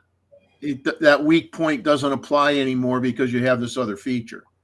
So it's all creative marketing, and trying to band-aid what some people may say is a something that's a detriment to that particular model of camera, and make it look like it's smells like the roses just came out, type of thing. So. But anyway, we're 1 minute past midnight. I'm going to turn into a pumpkin if I hit 12:05. So I'm going to thank everybody in the chat for coming on. We will, we will hopefully see everybody again next Saturday. And as I said, for those that weren't here early, we're gonna always have a show that lasts 3 hours minimum. 9 p.m. Eastern time to midnight. And if we have enough material or we have enough subject matter to discuss from the chat, we will go till 2 a.m. Eastern time. We will do a 5-hour show, but it's going to be a week-to-week thing, and it's going to depend on what is out there in the news of photography, and if we have people sharing special projects. Sharing projects or sharing stuff where they take up an hour of time on the show or a half an hour of time on the show, then it's going to be longer, and there's no problem with that. But we're just going to say plan on the show being a minimum of 3 hours, and anything beyond that is bonus dollars. And we'll leave it at that. So and it's nice Chuck was on again tonight. We saw his new cat Noah for a few brief moments of time that Chuck could hold the cat up without it going crazy. And so Noah will be a regular, and I'm sure someday that cat will be laying right on a shelf or right next to Chuck, and the cat will become a member of the community as well. We'll have to see if we could Chuck could train the cat to take pictures. Let's see how big this one grows. Speaking of, thank you for sharing, Roy. Those were wonderful prints. Yes, they were. It's only a cheap laser printer, but it does the job. Yes, exactly. I'm gonna make a point of trying to find those old town shots I was talking to you about before with the window. Okay. See if I could find it, because that was quite a few years ago. That I probably took those with like a D100. I'm guessing D100 shots, but I'll see if I could find them. But for everybody in the chat, thank you for coming on. Thanks for visiting the show. If you enjoyed the show, give us a thumbs up. Leave us. I'm going to say us, because this is now Photo Talk with Jeff Neville and friends, and underline the word friends. And when you comment on the show, you can put out a general comment, or you can ask a question to any specific person that's on the panel, and we'll all go to that. We'll go to the comment section on YouTube, and the appropriate person will comment back to you, or you may hear from all of us, just because we love you so much. we'll let you hear from all of us instead of one of us. So have a good night. We'll see you next week. I'll let you guys say your goodbyes, and we'll move on. We'll shut down. See you next week. Have a good one, everybody. Thank you so much.